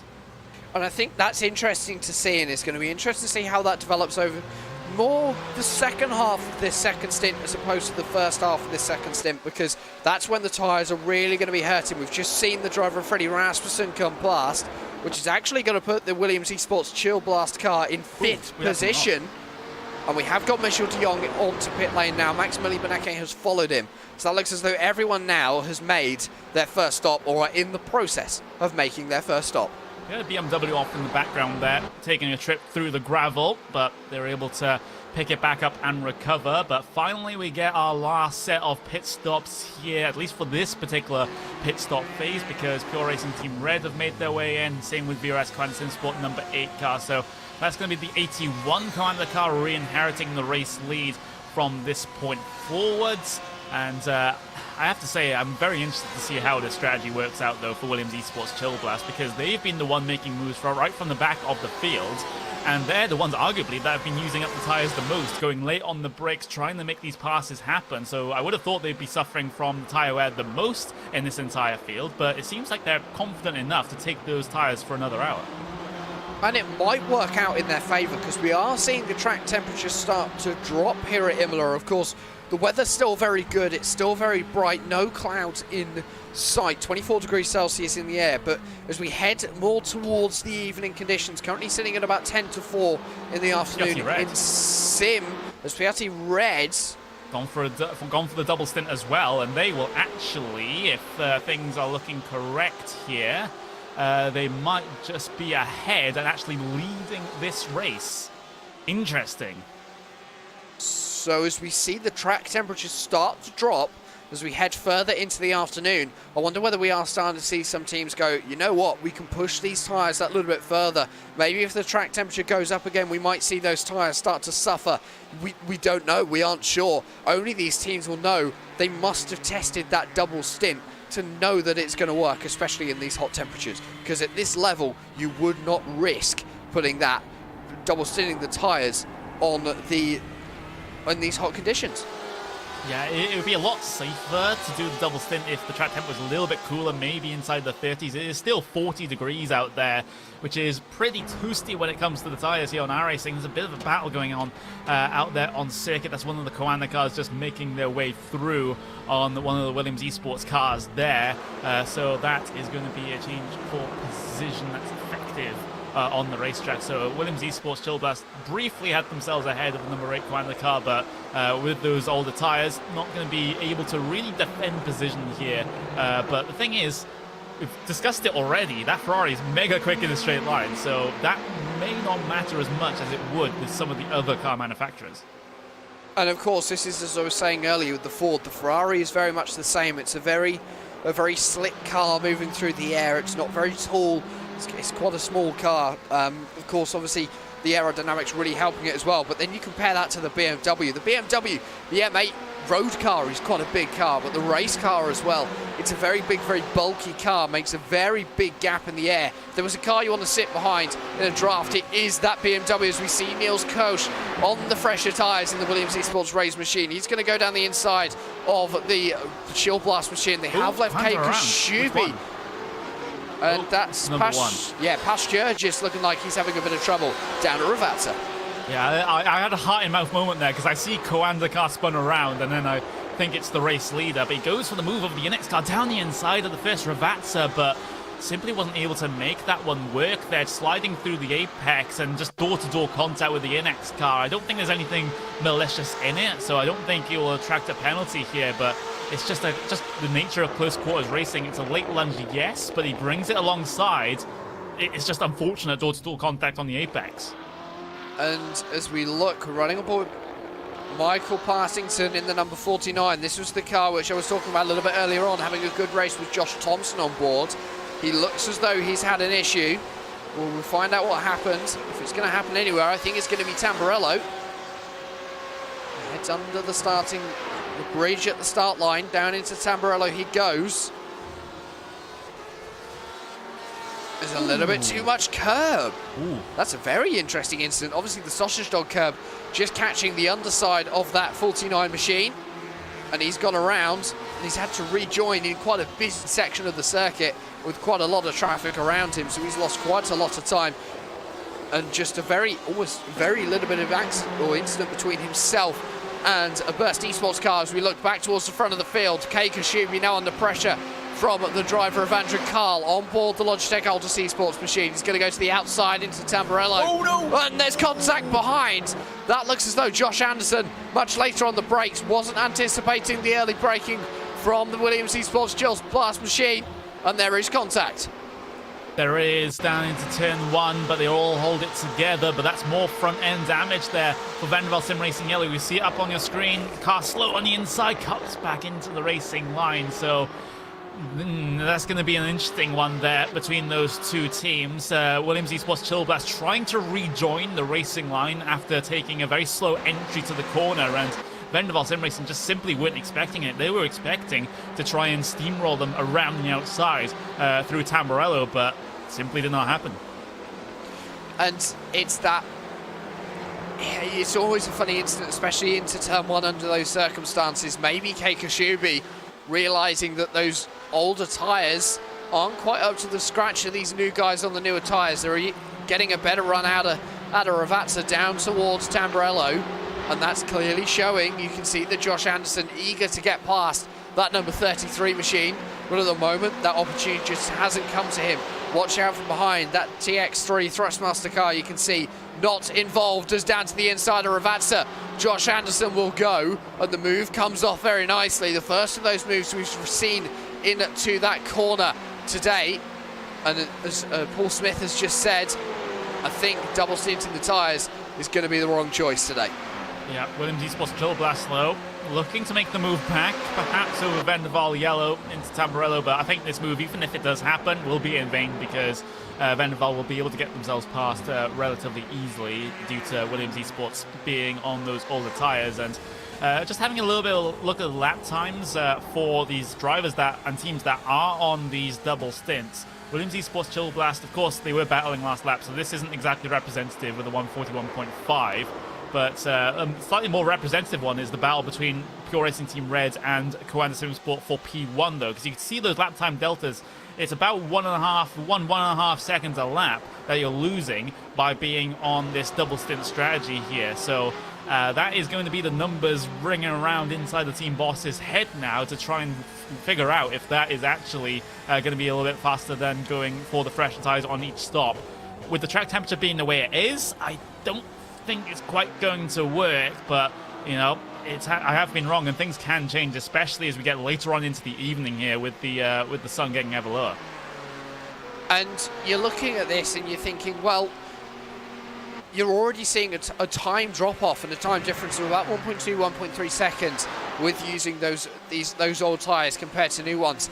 Give it half an hour, that could be 2 seconds a lap slower that the old tyres are going to be. And of course, obviously, these new tyres are going to go off. They probably lose about a second in lap time throughout their life, so it might equal out. You never know. These first 15 minutes are going to be important because it's going to show how much quicker the new tyres are. But as they start getting worn, that rubber starts coming off, and maybe we see a few more marbles come out onto the track, that is going to slow down again, and the time difference may be slightly different. Yeah, so VRS Coanda Sim Sport number 81 still closing in on your race leader, Maximilian Benecke of Pure Racing Team Red. Of course, Pure Racing Team on the older tyres here, so if these guys getting into an altercation, then I don't know if Pure Racing Team have anything to try and defend it. It would be in their best interests to try and hold up VRS Coanda SimSport as long as possible. They are fighting them in terms of a championship battle, maybe not in the race here today, but in the point standings, then it would be beneficial for them to make Joshua Rogers' life hell here, coming through this second stint. But of course, Jack, they have to do it within the scope of the iRacing Sporting Code. And I mean, there's not many people so far this season, especially in this championship, who have made Josh Rogers' life hell. He's had a pretty easy going so far. He's just been out the front leading. I think this is probably one of the first battles that he's ever had for the lead this far into a race because of this split strategy that we're seeing. But the gap already down to about half a second between the two. And we're going to see how much he closes up as they head into Tamburello. The driver from Max Benecke looked as though he had a good run on to this main straight, so maybe not losing too much time, but it's about 0.3 of a second as they head themselves into the first section of the track. But last time around, the driver of Josh Rogers was 1.5 seconds quicker than that of Max Benecke. Benecke did a lap time of 1:40. Josh Rogers did a 38.5. Yeah. Great pace on the fresher tyres here for Coanda. Not deciding. Oh, he is decided to go for the lunge into Tosa, using the tyre grip available to make that move work. Absolutely textbook there for Joshua Rogers. I would have thought he would have been a little bit more patient there, but obviously not wanting to lose too much time behind to that Pure Racing Team red car, as Pure Racing Team looked for the move into Piratella, which is optimistic at best, but having a look at the replay, you can just see how those fresher tyres are benefiting Josh, and I think he would have been able to make this move on equal tyres as well with how good he is, but that's less of me fanboying. Yeah, the replay obviously up on your screen, riding on board with that number 81 machine. You can see just heading down into Tosa. Just a little bit later on the break, that little bit more tyre grip. Well, Max Benecke, nothing that he could do. He just stuck to the outside line. And you can see as Josh Rogers heads up the hill. Okay, Max Benecke able to stick with him because of the draft. As soon as we get into this tight section, he's going to look to the inside, but there's nothing more he can do, and that actually loses him time. And away will pull Josh Rogers. Yep, and with that pass done and Coanda re-inheriting the race lead here, I think it's about time we take a little bit of a break here in terms of the commentary, and we'll take ourselves for a bit of RaceSpotTV fan immersion on board with your race leader of Joshua Rogers, VRS Coanda SimSport, number 81. We'll be back in a bit.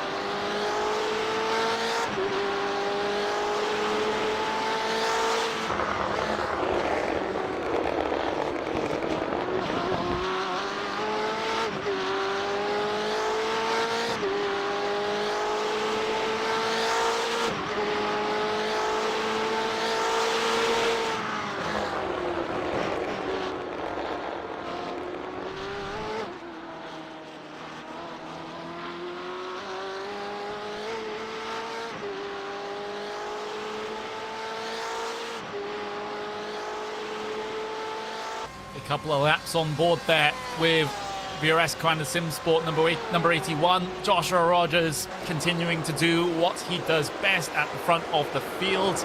It is miles faster than, everyone else in this entire field so far. 138.5 that last time around, and well, that's a good couple of tenths of a second faster than everyone else was able to manage that last time around the racetrack. The Alpha P15 though, that's going to be Apex Racing Team versus the Coanda 18 car in this particular situation. Apex, Alex Simpson behind the wheel, so Team Boss going to be taking that car here for this second stint, and I would have guessed for the final stint as well.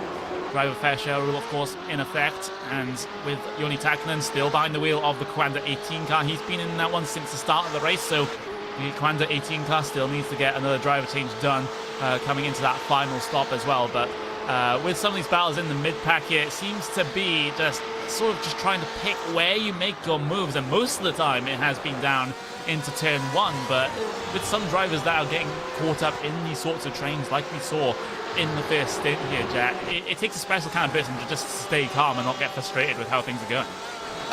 Yeah, as you say, it does take sitting behind someone for a long period of time. It can get frustrating, and I think it's going to be interesting to see. One thing it has been pointed out to us, the VRS Commander Sim Sport cars, they look as though they both have damage. Alex Simpson's Apex Racing Team car doesn't. So Apex Racing Team and Alex Simpson is probably going to be in a slightly better position with aero, but Joni Takkanen looking very competitive, trying to put a pass on to the number 99 machine. No pass has happened just yet, but I can see one coming very soon, because VRS Commander Sim Sport, the gaps between the three of them, the draft is going to be very strong, especially for the number one of Paschalis Jurgis. He's going to have a double draft into turn number one.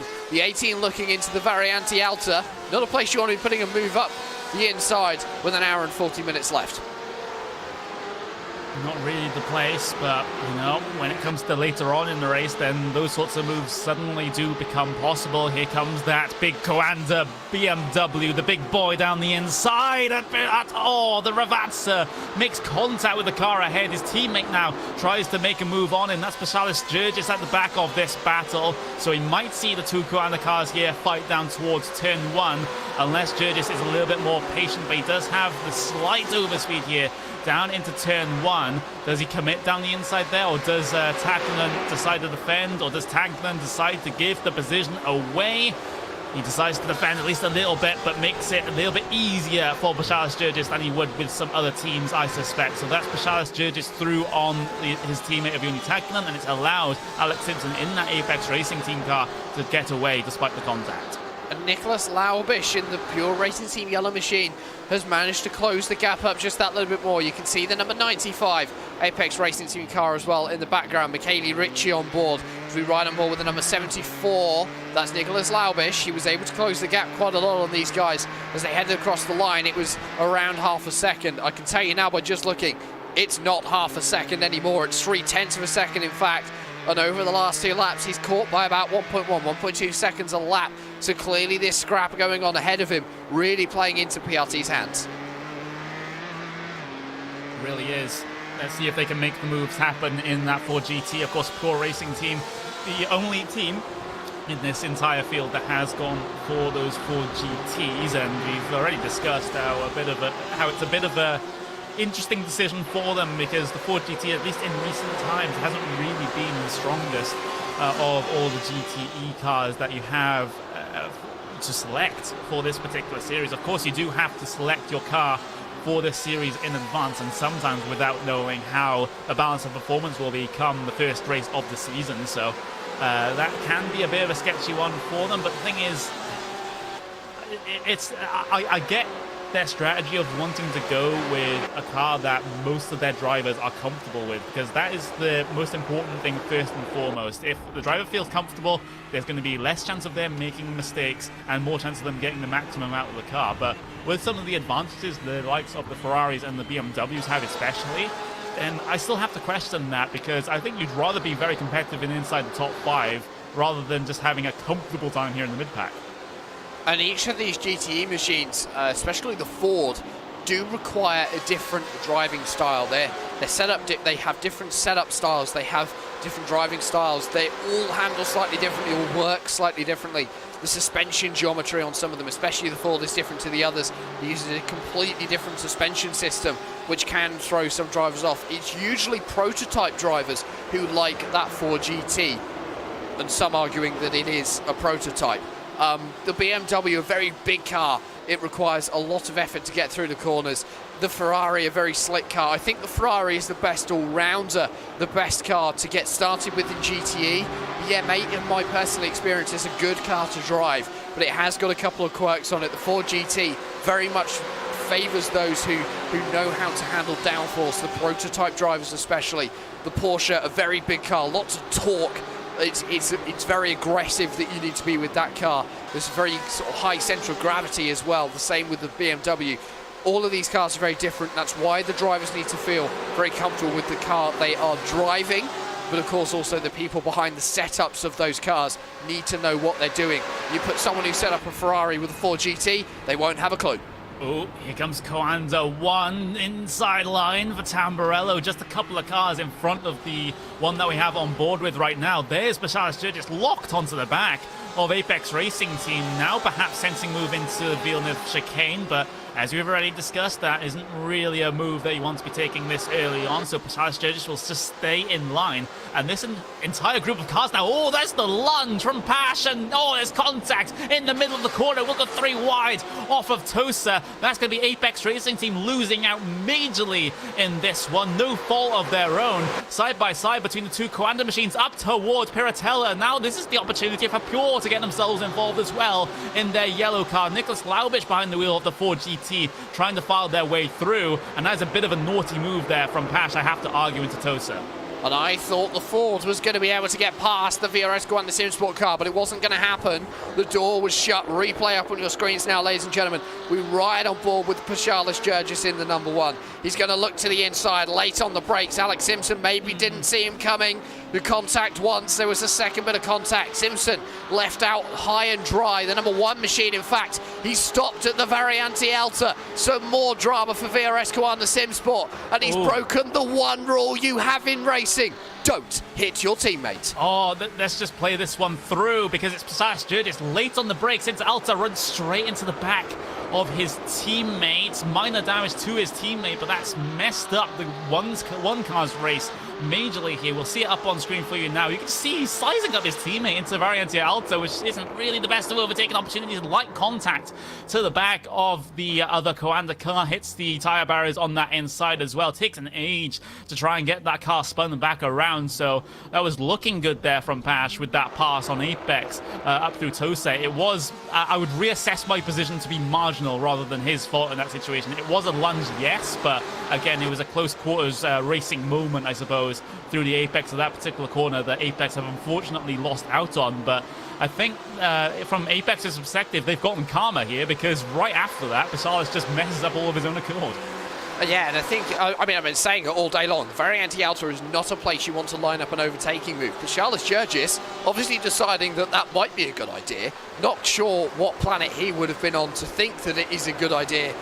The Variante Alta, a difficult corner to go through line of stern, let alone 2 wide with another car, let alone 2 wide with your teammate. It's, I can't form the words together to describe how silly that kind of move really is into that corner. And I'm having to think about what words to say, because I thought you were going for the other S with it there. Well, I could have done. I was thinking about it, but decided not to. And for Pash Jurgis, I think he's now going to get a bit of a slap on the wrist from the team, because 1, you've hit your teammate, and 2, you're doing it in a place where you really don't need to. Yeah, that's isn't the highest of IQ decisions, I guess, is the way I'll describe that in a pretty nice way. But Pash, he still continues on his way, still has a bit of damage, quite a bit of damage to that Coanda 1 car, but severely out of position now, and he has to work his way back up through the second half of this race now. Actually going to be sizing up the move over Movano Green into turn 1, and actually does bring it side by side and able to get the pass done. So that was Paschalis just, starting his recovery drive now, I suppose.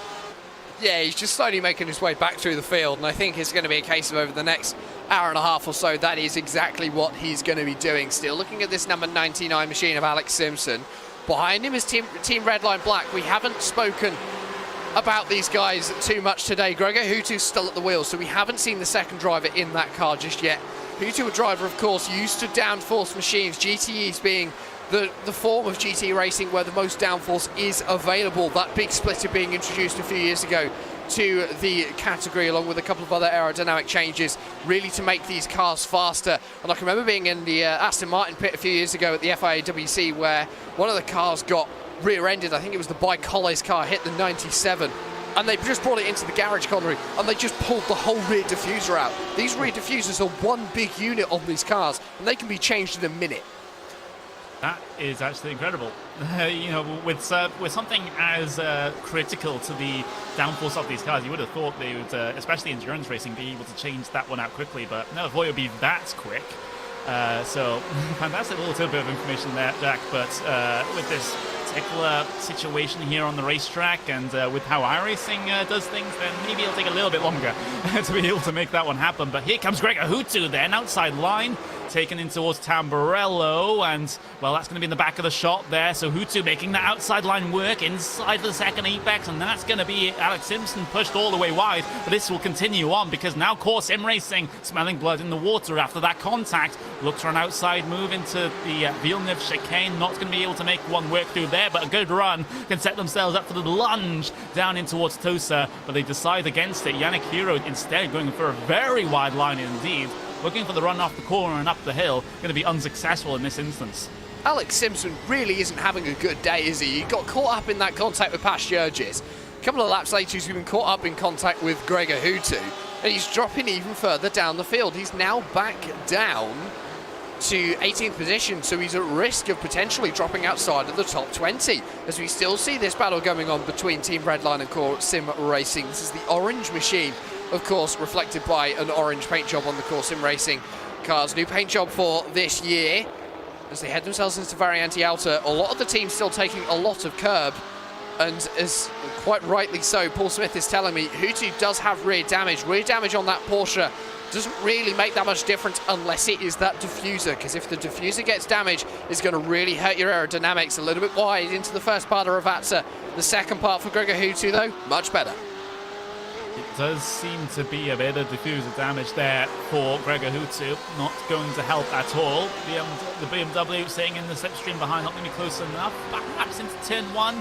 It's close enough for a big lunge, though, if he wants to go and send it around the outside. Perhaps the lane is there for him to take, but a little bit too far back in this one. So going to stay line astern just for a couple of moments, and just going to go for a little bit of an update in terms of the drivers that are actually, and teams that are on this double stint strategy. Pure Racing Team Red, well, despite losing the race lead, they have remained in P2 on their particular strategy. Williams Esports Chill Blast, they are currently in P8, so solidly inside the top 10 for them. But this is going to be the toughest part of the race here for these guys on double stint strategy. The second half of this second stint is going to be absolute hell as those tyres just run on rims. And the track temperature coming down to about 38 degrees Celsius is going to help those tyres, especially the ones that are on the double stint, to go that little bit further with optimum times. But last time around, Maximilian Beneke, he did a 1 minute 39.5. Josh Rogers did a 38.7. So it's only about a second between the two, less than a second. So a little bit of pace coming back towards that Pure Racing Team Red car now that he hasn't got to worry about anyone behind him. Currently looking at the Inex Racing Red machine. That is the driver of Jack Sedgwick, holding off the driver behind. That's Alejandro Sanchez, and the Porsche in between them is a lap down. I believe that's one of the DriveX Esports. That is indeed. That's the Scalpers team of Salva Talent.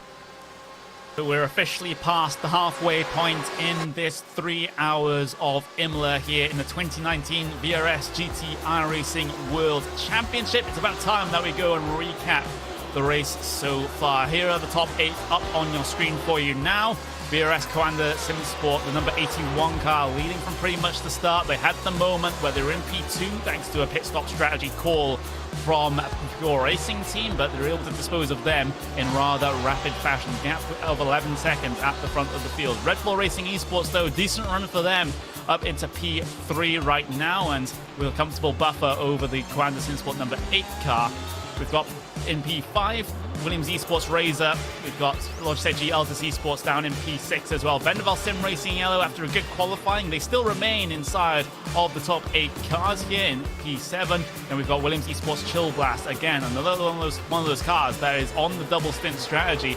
Started way down the field in P30. They are currently in P8. And then, of course, you got the other couple of cars as well that we are keeping track of. Pure Racing Team Blue, P9. Vendaval Sim Racing Blue, P10 as well. We've also seen the likes of the Core Sim Racing Orange car back in the mid-pack, continuing on their sort of recovery drive after qualifying as well. And then further down, Apex Racing Team P20, they have been in the wars, and I don't put that lightly at all. Started P9, they are down into that P20, and with a bit of damage to that Apex BMW, it's going to be a tough race from this point forward for them. And of course, that damage is going to affect them, as you say. The top 8 still looking very competitive as we head past this halfway stage in the event. Still a long way to go here at Imola. And Imola is a circuit where anything can happen. A proper classic racing circuit. Has seen some brilliant events over the years, and today it's just adding to that list. It has. It's been pretty interesting first half of the race with these trains going on, with the incidents that have happened, but with the two different philosophies in terms of the strategies coming to a head inside of the final stint, then that may just be an interesting talking point. And speaking of different strategies, here's Williams Esports Chill Blast. We're riding on the back of them, and we can see the Pure Racing Team car catching them at a rate of knots. It still remains under a second the lap that they're catching, but it's still a decent chunk of time to be taking out every single lap. So there's not going to be much here for Williams Esports to try and defend with when it comes to that turn 1. Gianni Vecchio behind the wheel of that Pure Racing Team Blue car behind. Just get that run through the final 2 corners, set it up for the run. Very wide entry there for Gianni Vecchio, looking to gain as much mid-corner speed as possible by dragging that car in. And now Gianni Vecchio going to have the slipstream all the way down to turn 1 now. Kei Kashube, will he fight this one? Will he not is the big question. Sometimes you just have to focus on your strategy and your strategy alone. So that's Vecchio down the inside. Very early braking there for Kei Kashube. Not really fought at all. Knows that the inevitable is going to happen, and there's no point in him losing time trying to fight side by side. And that is a sensible move there from Kei Kashube in the number 33. Just letting that Pure Racing Team car through. He's now under pressure from behind. This is Vendaval Sim Racing Blue. Max Esterson now looking to get himself that little bit further up in the field. Currently running in 10th position, but looking to take 9th off of Kei Kashube. He's had a bad run out of Toza alongside. Max Esterson will pull. However, you can see the Ferrari has the grunt as they head themselves up the hill. Is he going to be able to do them on the brakes? Yes, he is, into Peratella. Not much that Kei Kashube can do there. He's going to run wide out onto that AstroTurf fake grassy section. With that curb, Max Esterson is going to head himself up into 9th position now in the number 42. It's a move that can work, especially when you have the grip differential between the 2 cars. Williams Esports grip limited through there, especially with the older tyres through the high-speed corners. So that's pretty simple move for Vendaval to try and make. It is pretty sketchy sometimes when cars go side by side through there. But this time they're able to make things work. You do have a ton of runoff there if you so require, coming on the exit of Piratella, so that's an option if you need to bail out of that particular battle. But Burst Esports Redline is the car that we're on board with right now, with Harrison Finch, P21 right now, as he tries to track down the Apex Racing Team 99 car, who has been in so much trouble over the past half an hour or so, and it seems to be continuing here for Alex Simpson. Burst Esports Redline have the absolute pace advantage here. 0.4 of a second is the time that they gained on that last lap, so it's just a matter of time before Finch decides to send it down the inside of turn 1 and get this over and done with. Well, as they hex out of Ravazza, a good exit for Harrison Finch could mean that he gets a good run, sucks up behind the number 99 BMW. Don't forget that BMW makes a big hole in the air just because of how huge it is. There's a reason why it's nicknamed the Big Boys. They head themselves across the start-finish line. The overspeed between the two is quite apparent to the outside. Harrison Finch will look heading down into Tamburello, but he's not far enough alongside to make a move happen. He's going to have to get out of the throttle through the chicane to make sure that he doesn't rear-end the driver of Alex Simpson, which allows Simpson to get a little bit of a better run out of Tamburello as they head themselves down towards Villeneuve. So for Harrison Finch, Not able to get it done on this lap, but he is looking competitive. And for the driver, Alex Simpson, he knows he's there, and he's going to have to really start watching his mirrors. Yeah, Paschalis Jurgis in the Commando 1 car. Going to be locking onto the back of this one in pretty short fashion if these guys continue to have a little bit of a squabble. And Apex Racing Team doing a good job right now to try and keep that Burst Esports Redline car behind them. But I think this one ultimately is going to be in vain with the pace differential between these two cars. Finch once again with the run through Aqua Minerale. Can't do much with it though, up towards the Variante Alta. And Coanda Sim Sports, well, they've gained a bunch of time over these two, so we'll get involved in this battle in just a couple of moments' time. And Finch just has to be reasonable about this one. You can't rush Apex Racing Team here, literally and figuratively. You just have to think about your race and trying to get yourself towards the checker flag here, especially when you're in this mid-pack, outside of this top 20.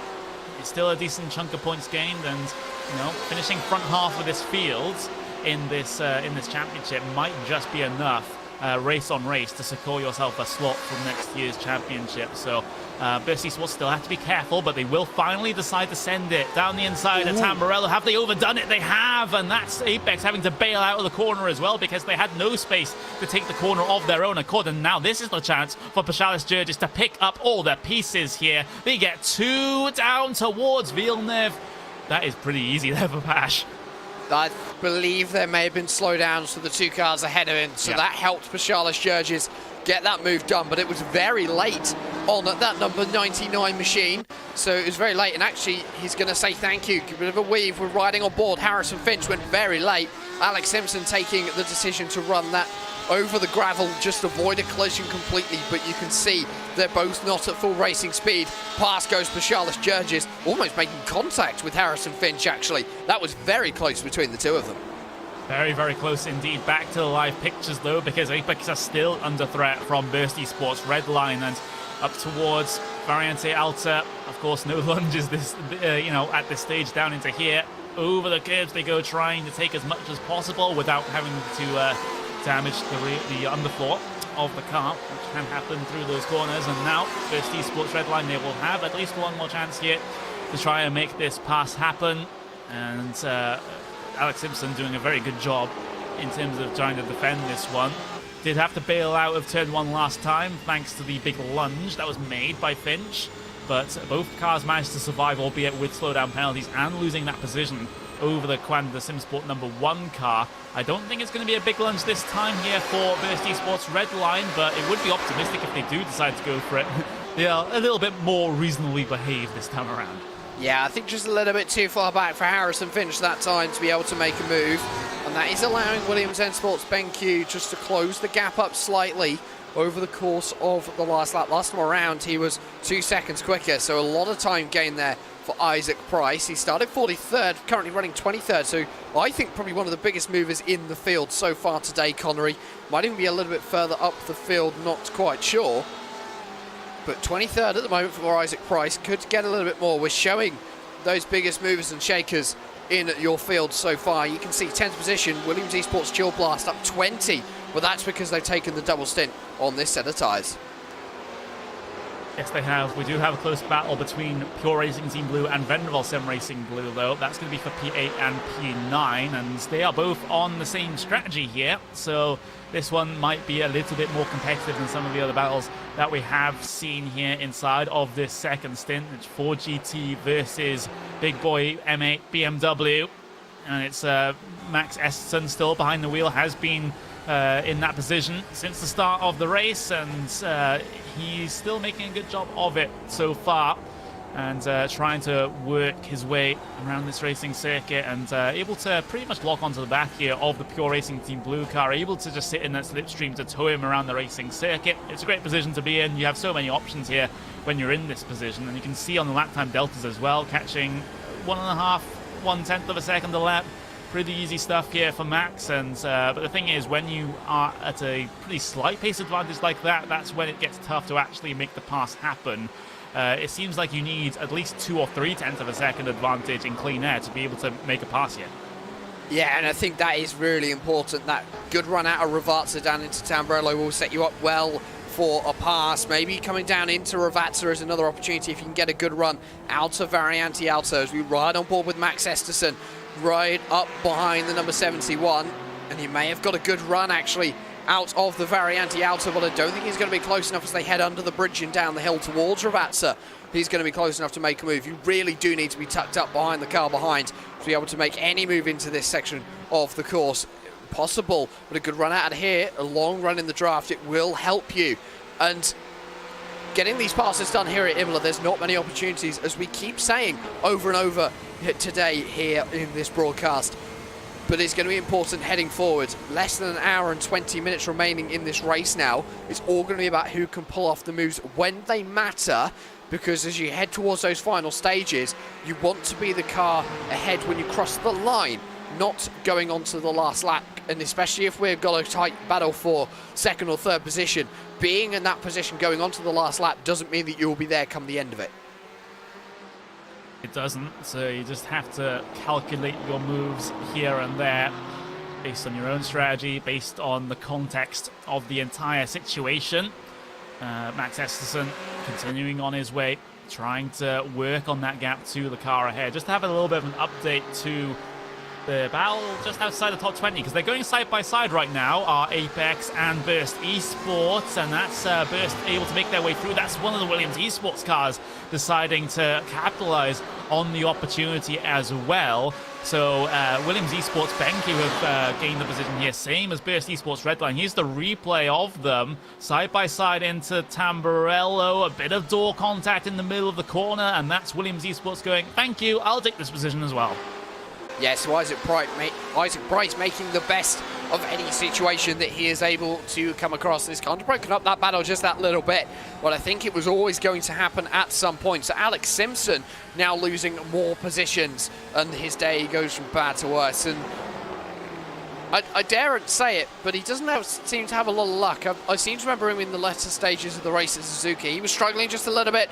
We're looking forward. That's Freddie Rasmussen dealing with some traffic. I genuinely thought he was going for a move for position then, but then I saw on my timing screens that that was not the case. So we're looking back towards the front of the field now. Freddie Rasmussen has been gaining on Maximilian Beneke.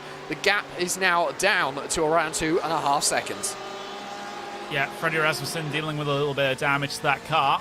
Front left is seeming to be a bit of a problem for him. You can actually see on that roof view that that left-hand side of the car is shoved in quite a bit, and actually from my view I can actually see a part of that front left wheel is exposed to the air, so that is in no way ideal for Red Bull Racing Esports. I have to wonder where they actually picked that one up, because I don't think they've been carrying it for the last couple of, I guess, the last half an hour or so. So it must have been pretty recent that they picked that one up. But still, they're still continuing on their way and still have a good deal of pace behind the wheel of that, albeit damaged, Red Bull Racing Esports car. It is going faster than most of their cars on the same strategy behind them. VRS Sim Sport is catching them a little bit, but not all that much to make a huge dent. And of course, they're continuing to focus on the Pure Racing Team Red car on the separate strategy ahead of them. So Fredrik Rasmussen, I don't think the damage is too much to worry about, but he's not able to get the 100% out of that car. And that damage could quite simply come from a heavy curb strike. It's very easy to do, especially in these GTE machines. They are fragile in some respects. They might look like quite big beasts that you can really throw around the circuit, almost like a tank in some respects, but depending on how hard you hit a curb, it's very easy to damage that front end of your car, sometimes even the floor as well. That can hurt you because it's invisible damage. You don't see it and it doesn't get repaired. So for Freddie Rasmussen, clearly isn't slowing him down in his chase for the driver of Maximilian Beneke, but it could hurt him come the end of the race if he has a battle with a car that doesn't have that damage, doesn't have any damage, because they've been respectful with the curbs and respectful with other drivers around them on the racetrack. They continue on their way though, trying to catch that car on the separate strategy Pure Racing Team Red. And I have to say, on the topic of Pure Racing Team Red, despite them being on the old tyres here, they are still running very competitive lap times indeed, when you consider the fact that they can't just go out there and do qualifying laps every time because they are tyre limited. They did a 139.3 last time around, and when you consider that the guys behind them on the fresher tires are only doing laps about half a second a lap faster than them. This is all of a sudden making me think that this double stint strategy is not the worst plan in the world, especially as that track temperature comes down. Yeah, I think I would agree with you. As the track temperature starts to come down, as we go deeper into this stint where the guys who took the newer tyres are starting to suffer with those tyres and lose some lap time. The older tyres all of a sudden aren't very relevant. And yes, okay, they're still half a second a lap slower, but it's nowhere near the pace deficit that we saw at the start of this stint, where some drivers are losing a second and a half, 2 seconds a lap. It's starting to look as though that double stint may pull off, and for Pure Racing Team Red, it was a gamble, but it's a gamble that could actually play out with potential podium, which maybe wasn't on the card, and it's maybe what they had to do, especially with that Ford GT, if they were struggling just that little bit, take the risk and try and go for that double stint. Yeah, it would be an absolutely great finish, considering that they only finished in P8 at Suzuka, so a good amount of points on the cards potentially here for Pure Racing Team Red. But you do have to consider here, Jack, that with it being later on in the day here, later on in the afternoon, then that will make some of the other teams that did take tyres on that last stop actually just not take tyres for this final stop, make a double stint of their own, and they'll be much more comfortable in doing so. It is possible. It is very possible that that could be the case. And as you say, we go into this stint, we might see Red Bull Racing Esports, we might see VRS Grand Sim Sports up at the front deciding that double stinting the tyres is now going to be sensible. I mean, the track temperature's come down even more. It's down at about 37 degrees as we look at this battle between Verse Esports Redline and Williams Esports BenQ. This is the battle for 21st position out on the circuit. Isaac Price able to close down the gap of the Porsche. But as we say, especially in the mid-pack actually, Connery, we might see some teams do that double stint strategy because it could be worth 10-15 positions depending on how close that mid-pack is in 10-15 minutes time when we get to that second round of pit stops. Yeah, it's especially the case when you have clumping of cars like for P16, 17, 18. Speaking of P16, we just had change for position because I think that was the Team Redline Black car heading their way through on the Apex Racing Team 95 car. It was, so we'll get the replay up on screen for you now. Through Aqua Minerale, it's going to be a move up towards the Variante Alta. Well, it's going to be the exit of the Aqua Minerale, and it's completed on the brakes up towards Variante Alta. So that was a position gifted away there as far as Michele Ricci is concerned behind the wheel of that Apex car. So both the Apex team entries so far this race haven't really been having the best past hour or so. It seems like they're just one of the main teams that is starting to fade here at the end of the second stint, and well, the hurting might not end here for Ricky because there is the Core Sim Racing orange car right on the back of them coming through Tamburello. So Apex Racing Team, it's a tough stage of the race to try and work through these issues, but with the amount of experience that they have in these World Championship races, I think they'll be able to recover something here in the final stint. But Core Sim Racing now down the inside. Matt Tosa, Yannikiru able to make the pass work and makes it complete on the run up towards Piratella. Michele Ricci maybe trying to fight back here up towards that fast left-hander. No, he's just going to back out of it. He knows the state of that car is not in any fit state to be fighting, and lets the Core Sim Racing car go. I think that's a reasonable decision.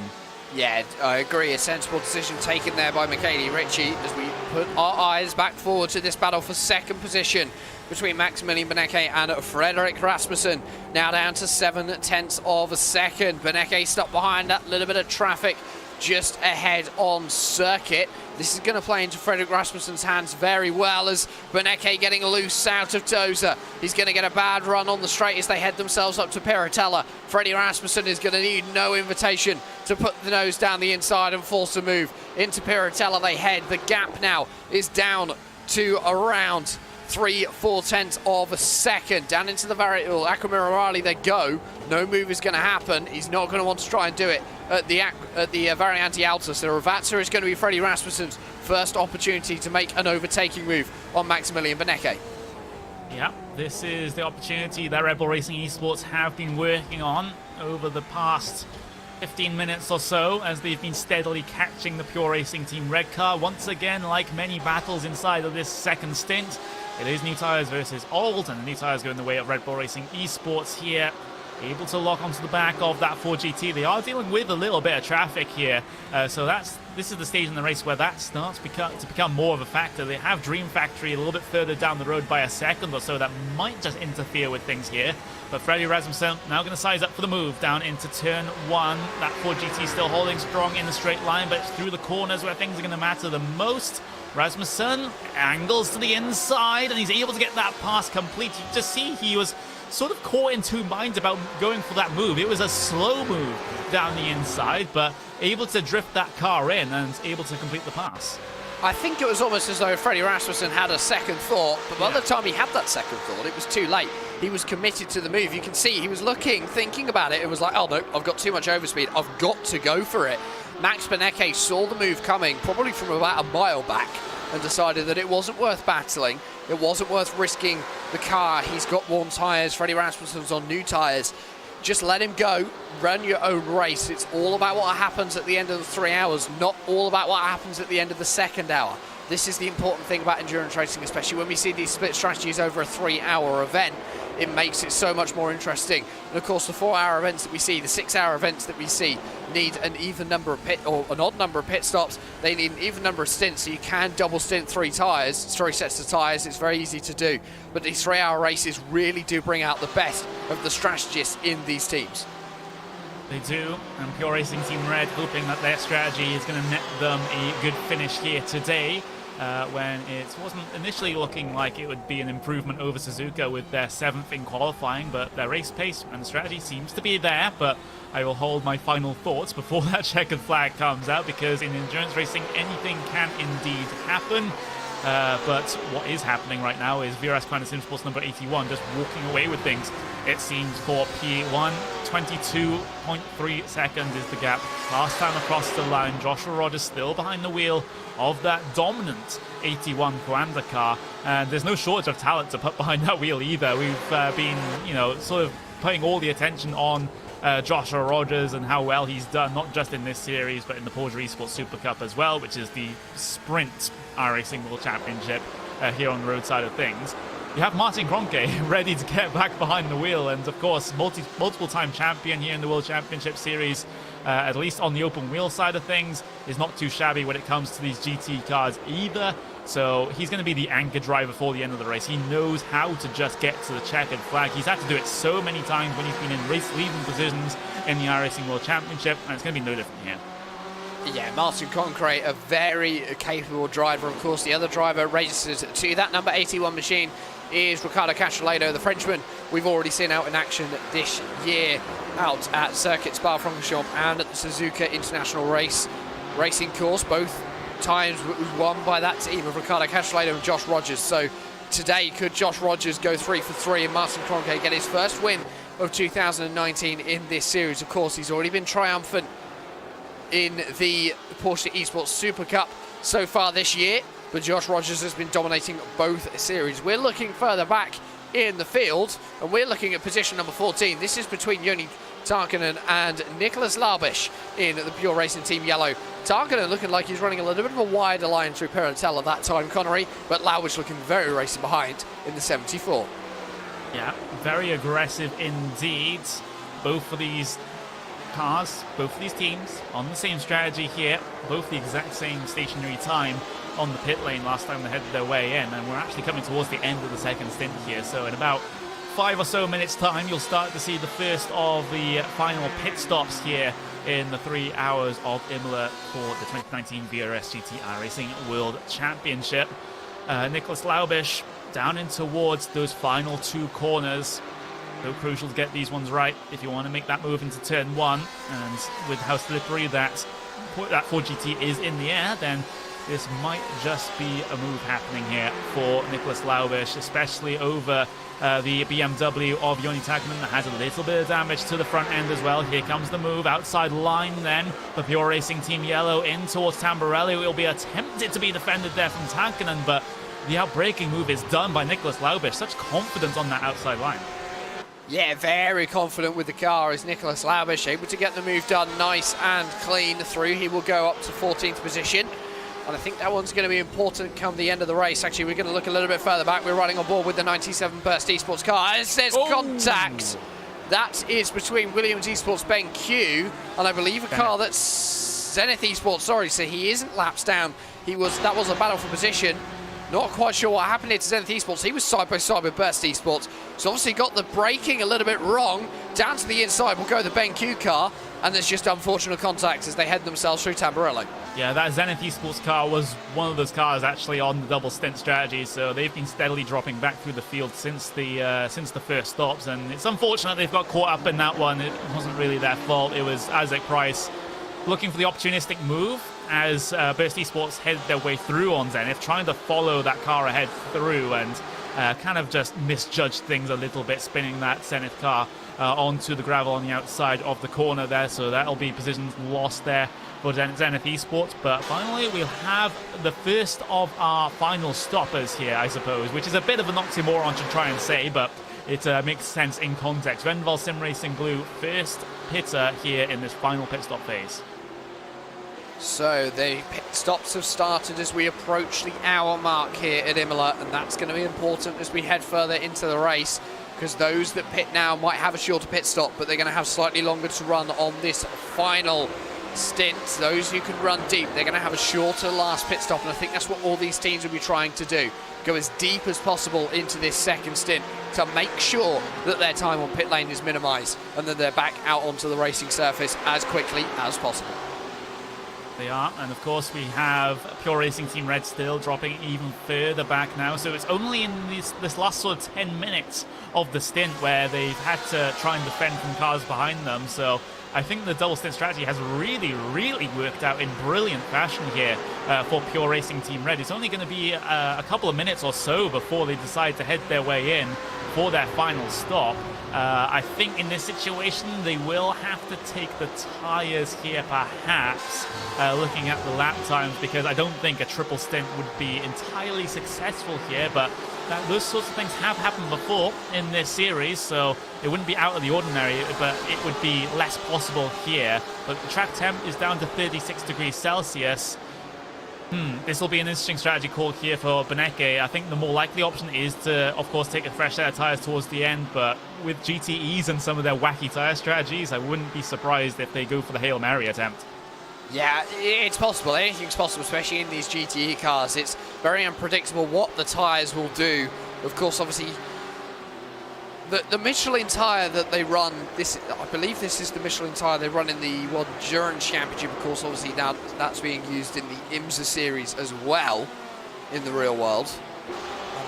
But the tyres with GTE are very special ones because you do have different compounds that you can use. That isn't modelled here on iRacing, of course. But it's all about how you look after them. If you're nice and easy on the tyres, you've got a nice, gentle driving style, a double stint is easy because you're not taking life out of the tyres. If you're aggressive, if you really push those tyres hard, then you can start looking at trouble if you do decide to double stint. The track temperature now is down to around 35 degrees Celsius, so it's looking like it's going to be even easier to double stint those tyres in this final section of the race. We see Freddie Rasmussen onto pit lane. We see Maximilian Beneke onto pit lane. They're all coming in at the hour mark. VRS Commander Simsport doing what they did last time and going as deep as possible.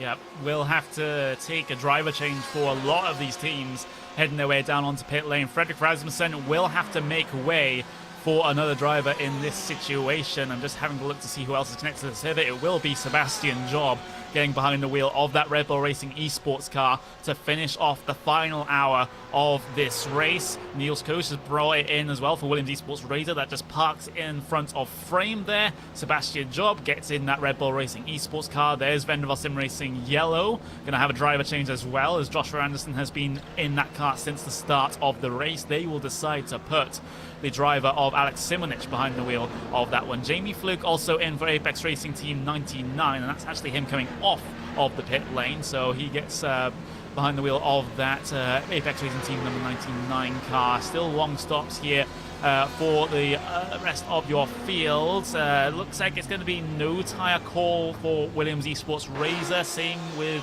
Pure Racing Team Blue, perhaps. We're still waiting for them to get themselves off of their jacks here, or rather off of their pit stall, to see exactly what the decision has been here for a lot of these teams. But I know for sure Williams Esports Razor hasn't taken tyres. Same with Venval Sim Racing Yellow. They've forgone the tyres in this sort of situation as well. Pure Racing Team Blue, that's going to be no tires for them, but those that have taken tires will be Red Bull Racing Esports, interestingly enough.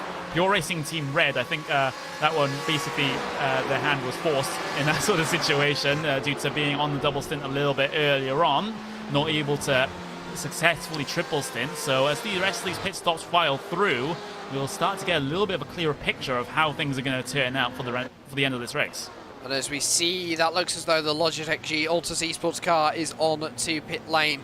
The double stinting is now becoming very apparent. Everyone deciding to do it late in the race, probably a much more sensible decision.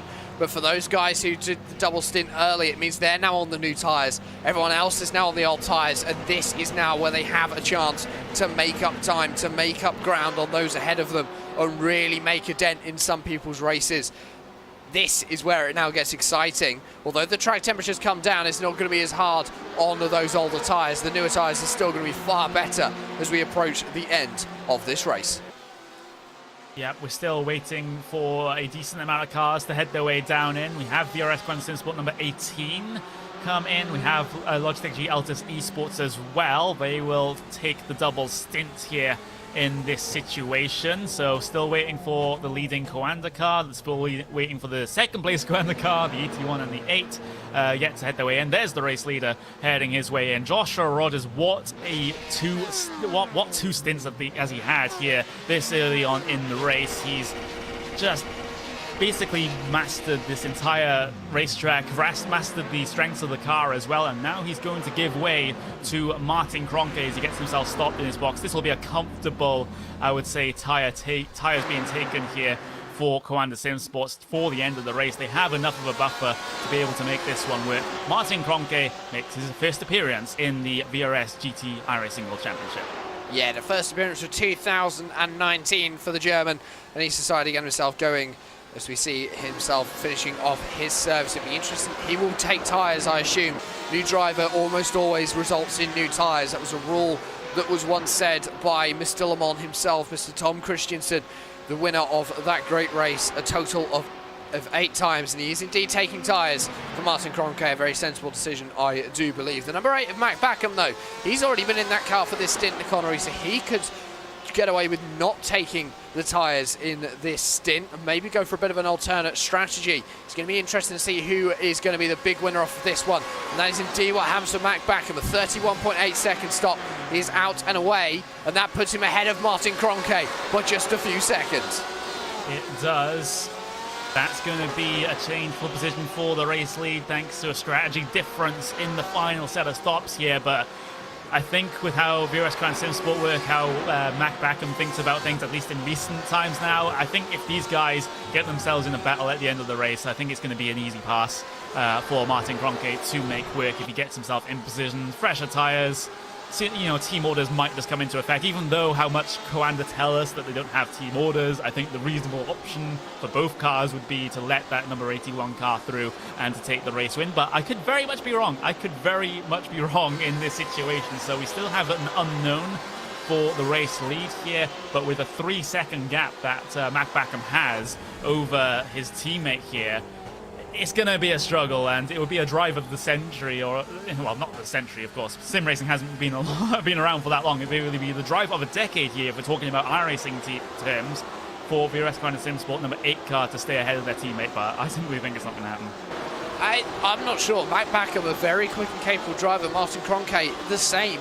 There's a reason why he's won the iRacing World Championship Grand Prix Series 3 times. But for a driver who's having to adjust to GT cars over the last sort of 6 months or so with the replacement of the iRacing World Championship Grand Prix Series with the Porsche Esports Super Cup, I think it's going to be interesting to see how he copes. He's going to be used to that Cup car, a very low downforce car, all about the driving style and how you drive that car. The GTE cars, still about the driving style, but there's a lot more downforce playing into it. I think his Formula 1 days will play into his hand well, but we aren't going to find out what the pace deficit between the two is going to be until we see these first few laps. By the looks of things, only 14 cars have taken tyres on that pit stop. The second round of pit stops here are round 3 of the VRS GT Racing World Championship. 41 cars still running, only 14 of them taking tyres for the final stop here this afternoon for the 3 hours of Imola. And, well, that has just set the stage now for the end of this race. And we'll take a little bit of a break here before we get the final hour hype going. And who are we going to go on RaceSpotTV fan immersion on board with, I have to wonder. And I would have to say, I guess Williams Esports Chill Blast do deserve it. They're up 16 positions. They are looking to gain even more here late on in the race. So going to be RaceSpotTV fan immersion on board with the number 33 Williams Esports Chill Blast.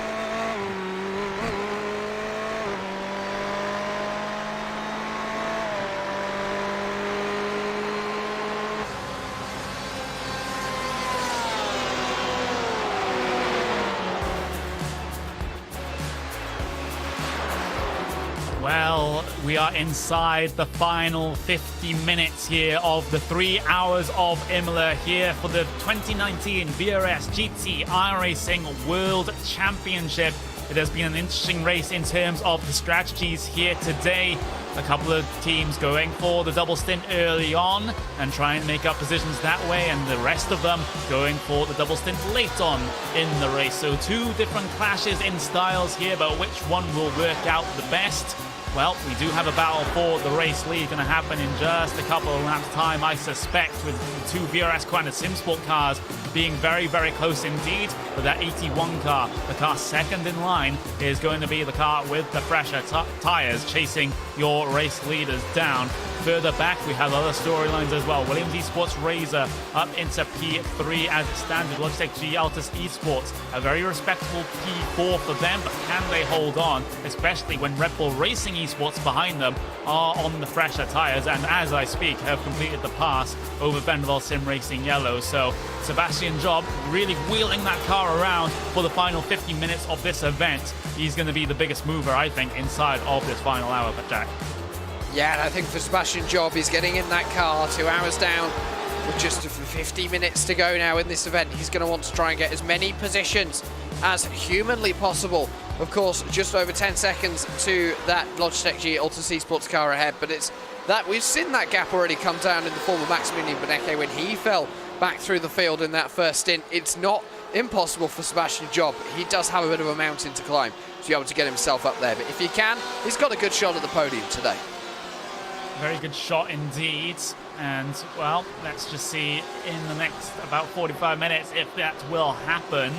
Just having a little bit of a look at the lap times, in fact, because Martin Kroenke in that number 81 car, what was previously race-leading 81 car, at least for the vast majority of this race, the 8 car has gotten ahead in terms of the strategy here. Kroenke hasn't really been lighting the timing sheets alight, so to speak. He has been dealing with a bit of traffic, but he does manage to get past down into turn 1 this time. But it was still only about 0.2 of a second faster than his teammate ahead of him. So Martin Kroenke doesn't really have the pace that Joshua Rogers was able to manage, and let's just face it, there's not a lot of people that can actually match Joshua Rogers in any car. But Kroenke still has his work cut out here. I don't think it's going to be as easy for him as I first made it out to be when those pit stops happen for the final time. Oh, well, I'd think if anyone was able to match the driver of Joshua Rogers in any car, really, it was going to always be Martin Kroenke. Martin Kroenke, Gregor Hooter, as we see Alexander Voss making a move down the inside of the Team Redline black car. I believe that's him putting that car a lap down. It is indeed the driver on board. Yeah, it was for position indeed. Sorry, I misread my timing screen. So Bolaquis dropping down to 13th position in this event, and the driver getting past. Yeah, so Williams Esports continuing on the charge that they've been doing since the start of the race here. Seems like there's no brakes on that particular train. But with 45 minutes remaining, there's a change for position further back as well. We just had Apex Racing Team negotiate the pass over Core Sim Racing Orange there. And that is a good pass there for Matteo Ugolotti, who will be finishing off the race for that number 95 Apex Racing Team car. We'll get the replay up on screen down the inside at the first Ravazza. Easily done. A lot of room given there by Core Sim Racing Orange. They are on the similar strategy, so no tyre differential between these two cars. It's just that Ugolotti positioned his car in the right place, and Soiman behind the wheel of that Core Sim Racing car simply didn't fight it when push came to shove. So that's the situation there in that mid-pack. We still have Inex and Versi Sports Black that are getting pretty close, just ahead of the battle I was just talking about.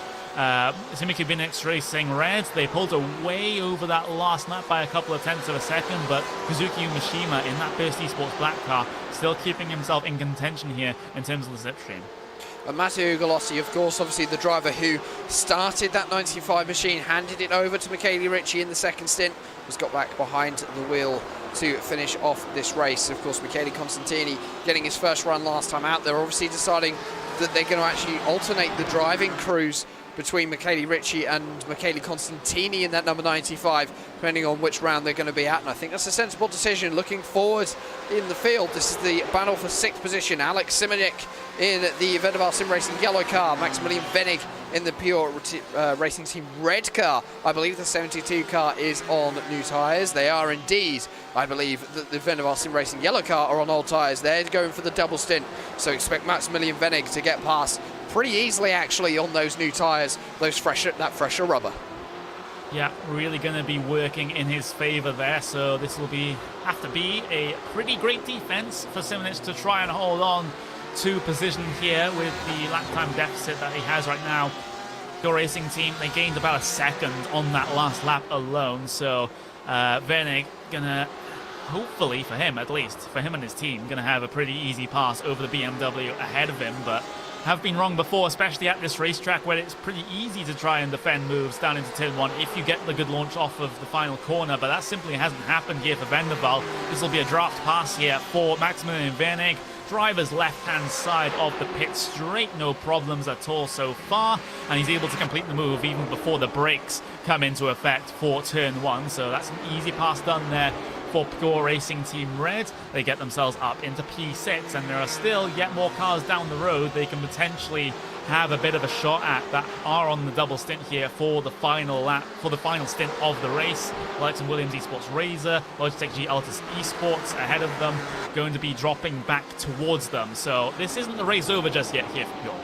And I think for Alex Simonek, actually, he decided to run a slightly longer line on that main straight just to be able to give the advantage to Pure Racing Team to allow them to easily get past. And I think that was a sensible decision. Looking forward to this battle for the lead. Martin Kroenke, Mac Backham.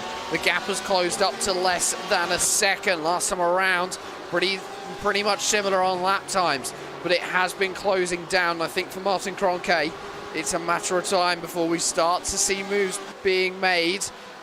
There's no way that he's going to sit behind Mac Backham for 40 minutes and let them win the race. Martin Kroenke is a thoroughbred racer. He's going to want to win this one. It's winning or nothing, really, for Martin. We have seen that over the last 4 or 5 years really show in his character, and it really does show. We're going to see it again here today as they head themselves into Tamburello. The gap between them was about 0.7 of a second, so 0.2 of a second was gained in the draft. And for the driver of Martin Kroenke, he went 0.7 quicker on that last lap. Yeah, brilliant performance here from Martin Kroenke, putting that experience to very good use indeed. You can see how much dust and gravel has been brought on the circuit out of Villeneuve there. That's the iRacing dynamic track coming into effect there. So every time these cars dip themselves into the gravel, into the grass, it does put a little bit of debris on the racing circuit that then makes the outside line for some of these corners a little bit more interesting than they otherwise would be. And when you factor in the marbles as well, later on in the race, a move around the outside in the marbles is going to be a little bit more tough than it would be at the start of the race. Yeah, of course, obviously the marbles are not a place you want to end up. You get them on your tyres, so you can lose grip, and it can take a lap or so to get rid of. The marbles today haven't really been a big issue. Everyone running a very similar line, but as we head ourselves through the Variante Alta, you can see visibly how much the gap has closed up over the course of this lap. It's now just 3.5 of a second. We had ourselves down to Ravazza, heading into Tamburello for this time. I think we might see a move from Martin Kroenke for the lead. Out to Ravazza they will head. A good exit now for the German is going to put him in a good steed for a nice run on Mac Backham and his teammate. Past the pit lane they will head, 0.3 of a second splitting the two. Now is the question of how much of an overspeed can Martin Kroenke get heading into Tamburello, and I don't think it's going to be enough to make a move. He's going to look down to the inside. Is he going to go land the brakes? Yes, he is. Martin Kroenke to the lead of the race for the first time in the 2019 VRS iRacing GT World Championship. Easy move down the inside, pretty much lets him by there, did Mac Backham. It was basically a door left wide open for Martin Kroenke to sling his way down the inside, and now with the fresher tyres he can take this opportunity and run off into the distance to take yet another race win for that 81 Coanda SimSports car. It would be 3 out of 3 for the season for them. Absolute dominance here in this year's series, and that is a bit of a change from series previous, where we had, remember, 1 point advantage for the series winner in the first iteration of this series. Yeah, things are looking a little different this year. And well, if they win here today, which, let's be honest, it's looking likely, they're currently leading the race and they are one of the fastest cars within the top 10. No one's been able to get close to that 81 machine. If they can win next time out at the Nürburgring, they've won the championship. No one can get near to them. I think if they could win here today, VRS Coanda SimSport have pretty much sealed the championship 3 races in. And, I mean, we have now got a gap until, I believe it's July the 6th. It is indeed. That's when we head to the Nürburgring for the 6-hour race. It's a long gap. Some teams are going to go away. They're going to do a lot of development on these cars, on the setups, and they're going to have a lot of time to prepare for that race in Germany. But I think for VRS Coanda SimSport, if they can pull off here today the run that they've had, we've still got 38 minutes to go as we look at the battle with Josef Folgren down in 18th position VRS Go Under Sim Sport looking in a very good place to take the championship. Yeah, Michael Partington outside for Villeneuve, loses the position to both Simicube NX Racing Red and Apex Racing Team in sort of the same sequence of corners there. That hasn't really been the most ideal start to the lap there for Thrustmaster Movano, but the thing is they are on the double stint strategy here for the final portion of the race, and those two cars that have passed them have the fresher rubber. Same with Core Sim Racing Orange, who are next on the list to try to pass them here, not into down into Aqua Minerale. So Thrustmaster Movano Green are in a very similar situation to a lot of teams out there that are taking this final double stint where they are just on the defensive. They are not looking to gain positions here, they're just looking to keep everyone behind them. Yeah, and I think it's that not wanting to gain positions for some of these teams, which is very important. They're deciding that pushing now to try and go forwards in the field isn't worth it, and just holding on to the positions is going to be a better use of their time, better use of their tyre life, and especially if they're going for the double stint. That is going to be important. Michael Partington really pushing that number 49 machine, and that is very clearly showing. A very grubby front end as well. Clearly had a couple of trips through the gravel trap for that Thrustmaster Movano car. Yeah, Ugolotti for the Apex Racing Team car, that second in line, did have a bit of a look coming up towards the Ravazza section, and now he'll have another look down the inside at Tamburello. Has Ugolotti overcooked it? He hasn't. He's able to make the corner be slow through the apexes, and now Fulgren for Inex can make his way back by perhaps look for a move into Villeneuve. It's late enough in the race where he can make this one happen, but not going to go for it is Inex, and now Movano at risk of losing more positions right at the back of the shot, as well as Core Sim Racing Orange decide to send it down the inside of Tosa. Careful with contact coming through the middle of the corner. Core Sim Racing Orange trying to make the fresher tyres work, but they're not able to complete the move just yet.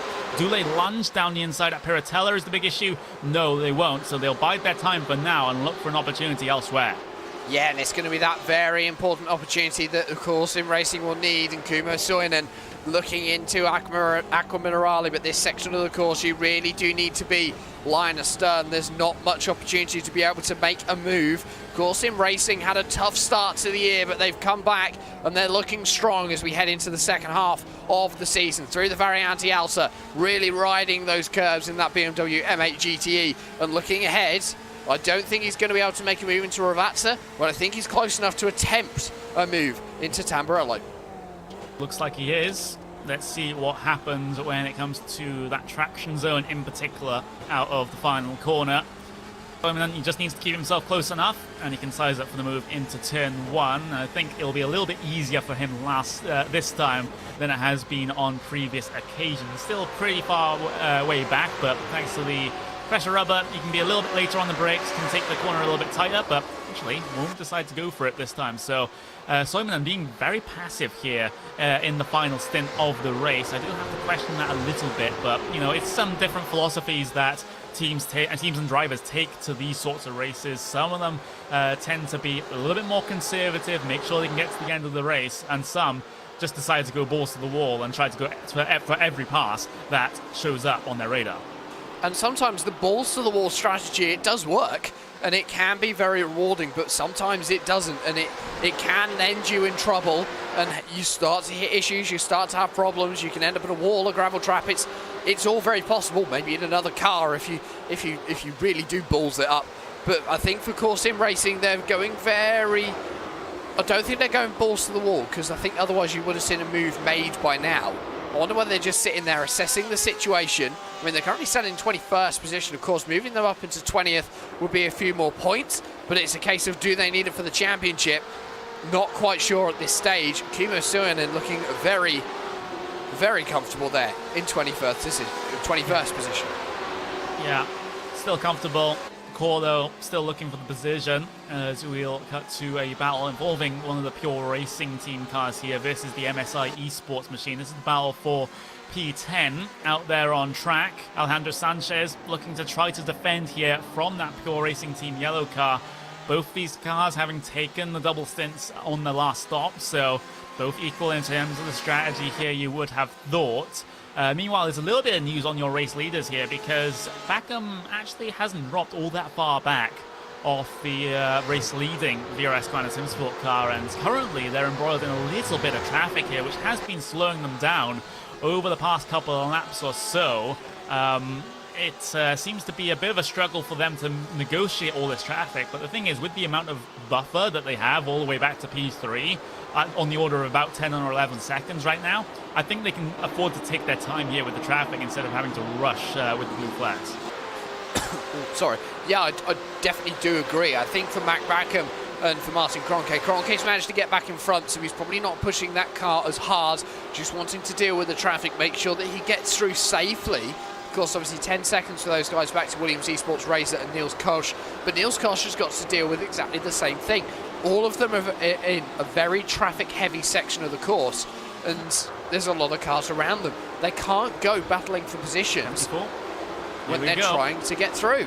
Pure Racing Team Yellow, outside move into Tamburello over MSI Esports. Not able to complete it this time, but that's a statement of intent there from Nicholas Laubis, trying to challenge the Spaniards ahead of him, but not going to be successful this time. And the longer they leave this, the more that Williams Esports Chill Blast car behind them becomes a factor on the fresher tires of the two of them as well. And look at that, he's already locked onto the back of these two. So Pure Racing Team Yellow have to be a little bit careful with how they negotiate this one. Same with Williams Esports Chill Blast. If you're on the fresher tires here, you just wait and stick behind these guys, wait for them to settle the differences, or do you just get yourself stuck in immediately? Honestly, I think at this stage of the race, with half an hour to go, get yourself stuck in. Williams Esports Chill Blast and Alexander Voss, they know that they've got pace, they know that these guys are going to be holding up ahead of them. So why not just go for it, make a pass, or make an attempt at one? There's two ways that it will go. It'll be a successful pass, or it'll be a failed pass. If it's a failed pass, well, you either stay on the black stuff, or you end up at a wall. One of the two. It's you take your chances at this stage of the race. If it was an hour ago, I'd probably say no, you don't want to. But at this stage, go for it. There is nothing stopping you throwing down the inside. We haven't got any more pit stops. This is the final run now to the checkered flag. All stacked up nose to tail coming through the final corner. So Alexander Voss, Williams Esports will have the double draft, the double toe down the very long pit straight here at Imola. Could size up for a move perhaps into turn one, but same could be said for Pure Racing Team Yellow. They'll look for an outside move, well, a gesture of one into turn one, but MSI Esports just parked in the middle of the racing circuit there. Pure Racing Team Yellow have to back out of the move and continue to try and ham the back of the Porsche ahead of them. But MSI still going strong here on the defense. They've done a very good job here. And now Alexander Voss for Williams Esports. We're riding on board with him right now. He'll decide to take the lunge into Tosa. Pure Racing Team, can they fight this one on the outside of the old tires? It seems like they're able to at least bring it side by side to Piratella, but they have to back out of the move. The overspeed going slightly in the favor there of Williams Esports Chill Blast. And now the strategy here for Pure Racing Team might just be allow that Williams Esports car to make a gap on that MSI Esports car and just follow them straight through. Yeah, and it's going to be that gap which they are going to need. The strategy currently from MSI Esports reminds me of a certain Premiership football club in the UK who are famous for defending by just parking themselves in the middle of a football pitch. Seems to be what MSI Esports are currently doing with their strategies. Park themselves in the middle of the track. No one can get round them because going to the inside is going to be too dangerous. Going to the outside is too dangerous. It's a very clever way of defending, but it's also a way that will hold up as we see Chill Blast, the Williams Esports Chill Blast machine, really close up to the back of the MSI Esports blue car. They've got a good run out of Ravazza. This is now what's going to be important. Where does the MSI Esports car go as they head themselves down the main straight? And where can Alexander Voss place himself as they head themselves into Tamburello? He's going to head himself down to the inside. Not much of a defense from Alejandro Sanchez this time. Before the braking zone, the move is done, but MSI coming back on the inside with a little bit of an undercut. And then Nicholas Laubish looking as well. So we nearly had three wide almost into Tamburello. But Williams Esports Chill Blast getting the move done on MSI Esports for 10th position. Plan hasn't exactly worked out here for Pure Racing Team. They weren't able to follow Williams close enough coming out the final corner to also file their way through when it comes to turn one. So they'll have to do this one all on their own now from this point forward with no assistance from Williams Esports. So that makes it a little bit tougher for Nicholas Laubish to make this pass happen. So, you know, it was a good bet trying to file in behind that Williams Esports car, but you know, as with many times here in racing, things don't exactly work in your favor a lot of the time, so Pure Racing team have to do it as a solo car effort in this sort of situation, and let's see how that one works out for them. We do have battles further forward though. That's going to be between the Vanderbilt Sim Racing yellow car and the Pure Racing team blue car that are starting to get a bit of a, well, getting cozy, I should say, out there on the racetrack into turn one. Pure Racing team blue starting to make that gap look a little bit less frightening, and they actually gained about half a second on that last lap. And when you consider these guys are on the same strategy, that's not ideal for Vanderbilt Yellow. And then also just after the pit stops, we talked about Rebel Racing Esports and Logitech G Altus Esports being separated by about 11-12 seconds at the end of that round of pit stops. Well, a little bit of update on that gap as well between the two. It's now 2.8 seconds and closing quite quickly as we still look at this battle between Vanderbilt Sim Racing Yellow and Pure Team Racing Blue. Gianni Riccio in that Ford GT has taken over and is doing a great job up at the front of the field. It just looks as though Maximilian Venegas dropped down the order just that little bit. The 71 is now the car for Pure Racing Team, which is going to be looking as though it's going to be finished the highest in the standings. Vanderbilt Sim Racing Yellow and Alex Simonek had a brilliant race today. Started in second. They're currently running in seventh, so they aren't as high as they started, but they've had a good run so far. They have a very good run indeed.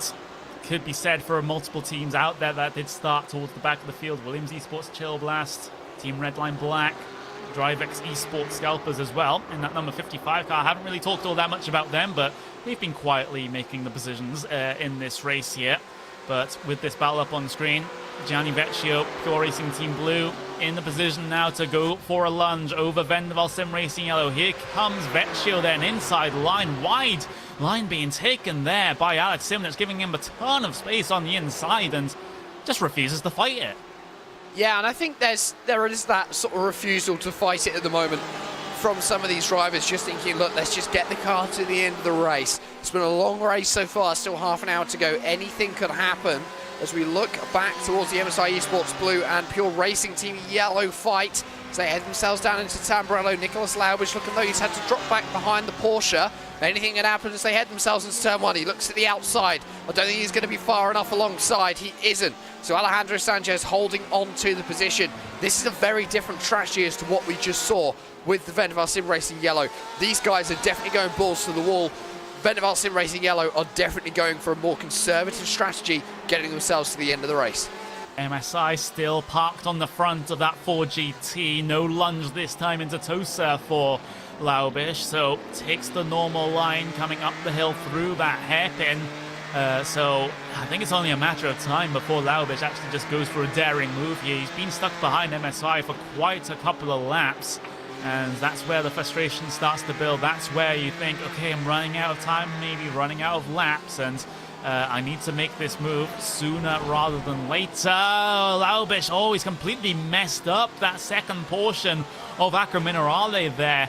Unforced error for him, and it results in him losing a good couple of seconds over the MSI car. He just got on the brakes over the curb, onto the grass as well. Just two tires in that grass while you're trying to brake. A big no-no.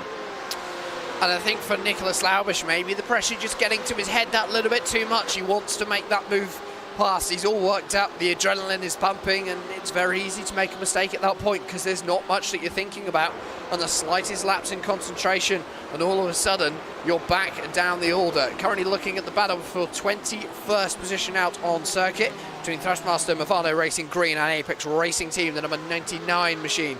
Jamie Fluke currently at the reel of that one after Alex Simpson had a really tough second stint, really dropped down the order. Jamie Fluke now trying to gain as many positions as possible, trying to gain us back as much time lost, while Alex Simpson was quite clearly in the wall. As Paul's just said, he got bullied. Yeah, Alex Simpson did very much get bullied. And is that the exact same thing that happened at Suzuka when Alex Simpson got behind the wheel? It seemed like he dropped a lot of positions there as well. thanks to a couple of spins here and there. But in this situation, it's just that some of the drivers behind were just giving him entirely no respect and trying to push him out of the way. But here comes Jamie Fluke, then hopefully no pushing will happen in this situation as he takes the outside line over the Thrustmaster Nirvana car, and again they won't fight it. Come on guys, I want a battle. That was, I don't think I've ever seen a car get so early on the brakes for Tamburello, and here's a, no, that's not a battle. I was about to go and commentate that, then realised that's the Beta Racing car down at about right at the back of the grid, which Sebastian Job is putting another lap on. But we might have one in a minute for fourth position. 1.6 seconds now, splitting Sebastian Job in fifth and Andrew Carl in fourth in the number 43 Altus Esports machine. And this could get interesting between the two, because I believe there is different tyre strategy going on here. There is indeed. Andrew Carl is on older tyres, Sebastian Job on fresh rubber. Yeah, and well, this is the important phase of the race here for Red Bull, with 23 minutes remaining, about 14.5 laps to make this one work. They are on the fresher tyres of all three cars ahead of them, so positions potentially for the picking here for Sebastian Job, but the pace here does seem to be with him on the order of about 3 or 4 tenths of a second per lap for Sebastian Job, so it's entirely possible that he's able to make this one work at least over Altus Esports. But the cars further down the road, Williams Esports Razor, VRS Kind of Sim Sport number 8, then those might be a little bit more of a tall order. Of course, Red Bull Racing Esports, the lone car, the lone car in terms of the front runners here that have taken tyres on every single stop, so not going for the double stint strategy here at Red Bull. And has that cost them here? Well, I don't know. We still have 22 minutes remaining. And I think it's going to be interesting. I think the later into the race, this double stint has worked well. The only two cars that I can really see in the top 10 who have taken tyres on every single stop is going to be the VRS 81 Commander Sim Sport and, of course, this Red Bull Racing Esports car. I think for VRS Commander Sim Sport and the number 81 machine hasn't really hurt their race too much. For Sebastian Job, I think maybe it has. They probably should have put him in the car. I'm not sure. Maybe put him in the car after the first stop, change the tyres then, and just run that set to the end and done a double. So now would essentially be their second stint on that set of tyres. Yeah, it's been an interesting strategy for the Red Bull guys, considering the context of the race that they've been in. Of course, if you're the 81 car, the leading VRS Kind of Sim Sport car, then when you have a buffer over the rest of the field, then why not take the tyres? You know, it just gives you a little bit extra security for the end of the race doing that. But when you're in a position like Red Bull, where you had that stop for tyres earlier on in the race, and with the track temperature cooling off later on, then the double stint really working out, then taking tyres is a bit of a interesting situation. It's I think I do agree with you there, Jack, that they should have changed drivers on that first stint and then taken the double stint for this one. But let's see how this one will work out, because there's every chance here that they can prove us wrong here. The position for P4 is definitely for the taking here. It's just I doubt they'll be able to get any further up than that with the time remaining. Yeah, I think with the time remaining, with 20 minutes left in this race, P4 is definitely achievable. Williams Esports Razor is only about 3-4 seconds up the road from Sebastian Job. We can probably see it on our screens just about in a few moments' time as we head up towards Tamburello. But as we see Job now tucked in behind Andrew Carl in the number 43, as they head themselves across the start-finish line, riding on board with that number 4 machine now. And he's not going to be close enough this time to make a move unless he's really late on the brakes. Which into Tamburello we've already seen doesn't work. Harrison Finch made a very good example of himself doing that just probably about an hour ago now, where himself and Alex, I believe it was Alex Simpson, almost came together. So as these two now have themselves down into Villeneuve, I think Sebastian Job has now lost his opportunity for this lap to get past. This lap now is about gaining that gap, making that gap as small as possible, so that when he goes into Tamburello next time, he's got a good run. Got a good run out of Tosa here. Can follow up to the back of that Ferrari all the way up the hill. And, you know, we've gone through an entire race without mentioning the Altus Esports livery. Of course, it's I've described on many occasions, it's one of my favourite liveries here for the professional teams here on iRacing. The orange and blue and white work really, really well on that car, I have to say. But Red Bull Racing Esports, they'll not be concerned about any such things. All they are worried about is trying to get ahead of that fantastic-looking Altus Esports car. Red Bull, though, up in towards the Variante Alta.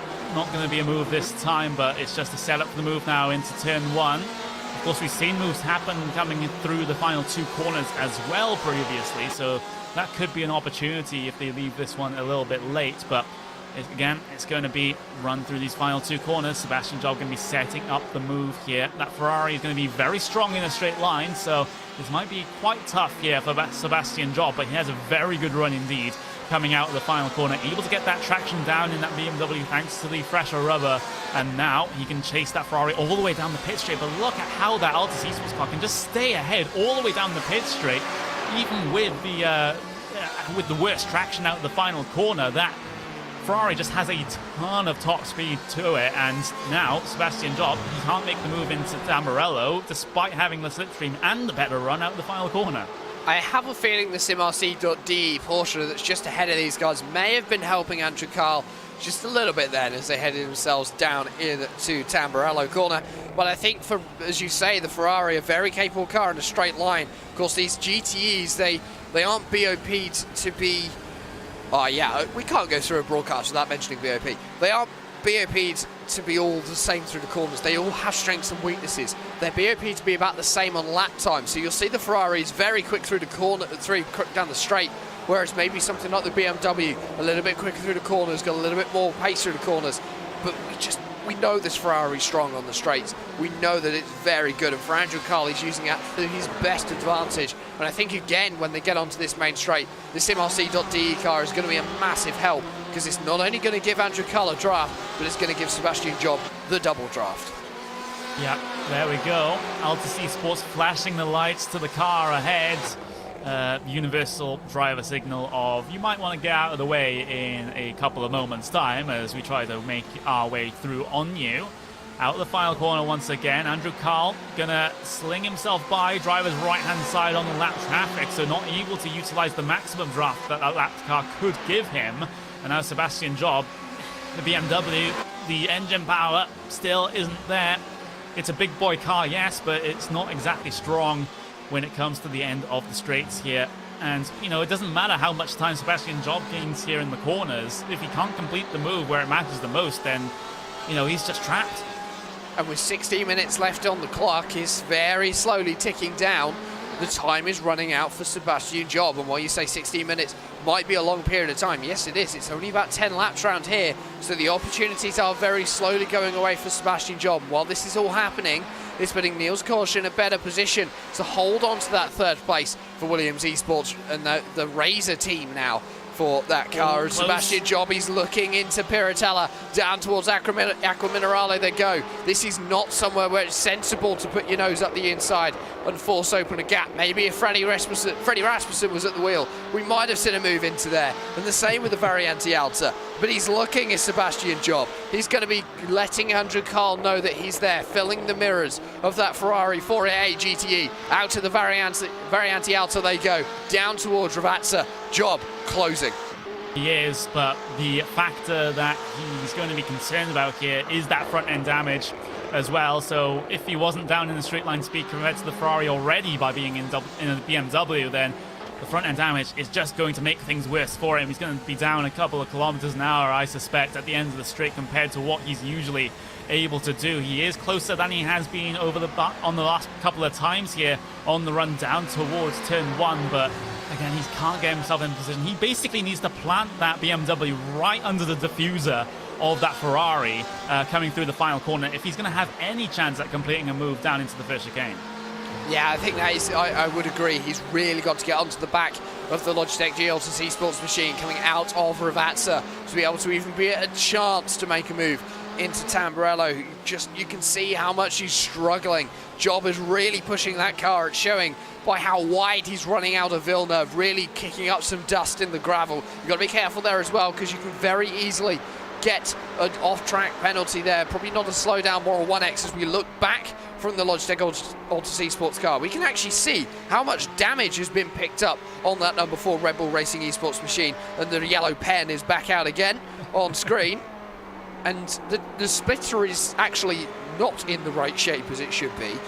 It's curved up, so that's really going to be what's damaging Sebastian Job's straight line speed, and you could probably expect some floor damage to be there as well if the splitter's that shape.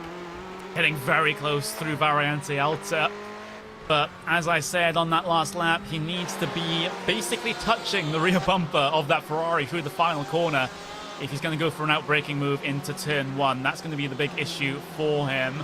Heading his way through that particular section. Does he get the good run required? It's decent, but that Ferrari is just going to stretch its legs over the BMW here in this situation. Again, it's marginally closer to what we saw last time, and maybe now the draft is going to be a bit more powerful here for Sebastian Job. Does he decide to lunge it this time? He might get a little bit impatient, thinks about it, decides against it, but every single lap, Job is getting closer and closer out of that final corner and may be able to make a move work. And it's just that closer and closer that he needs to get. Again, the time is ticking. It's getting close. And at some point, I think Sebastian Job will just have to settle for this 5th position.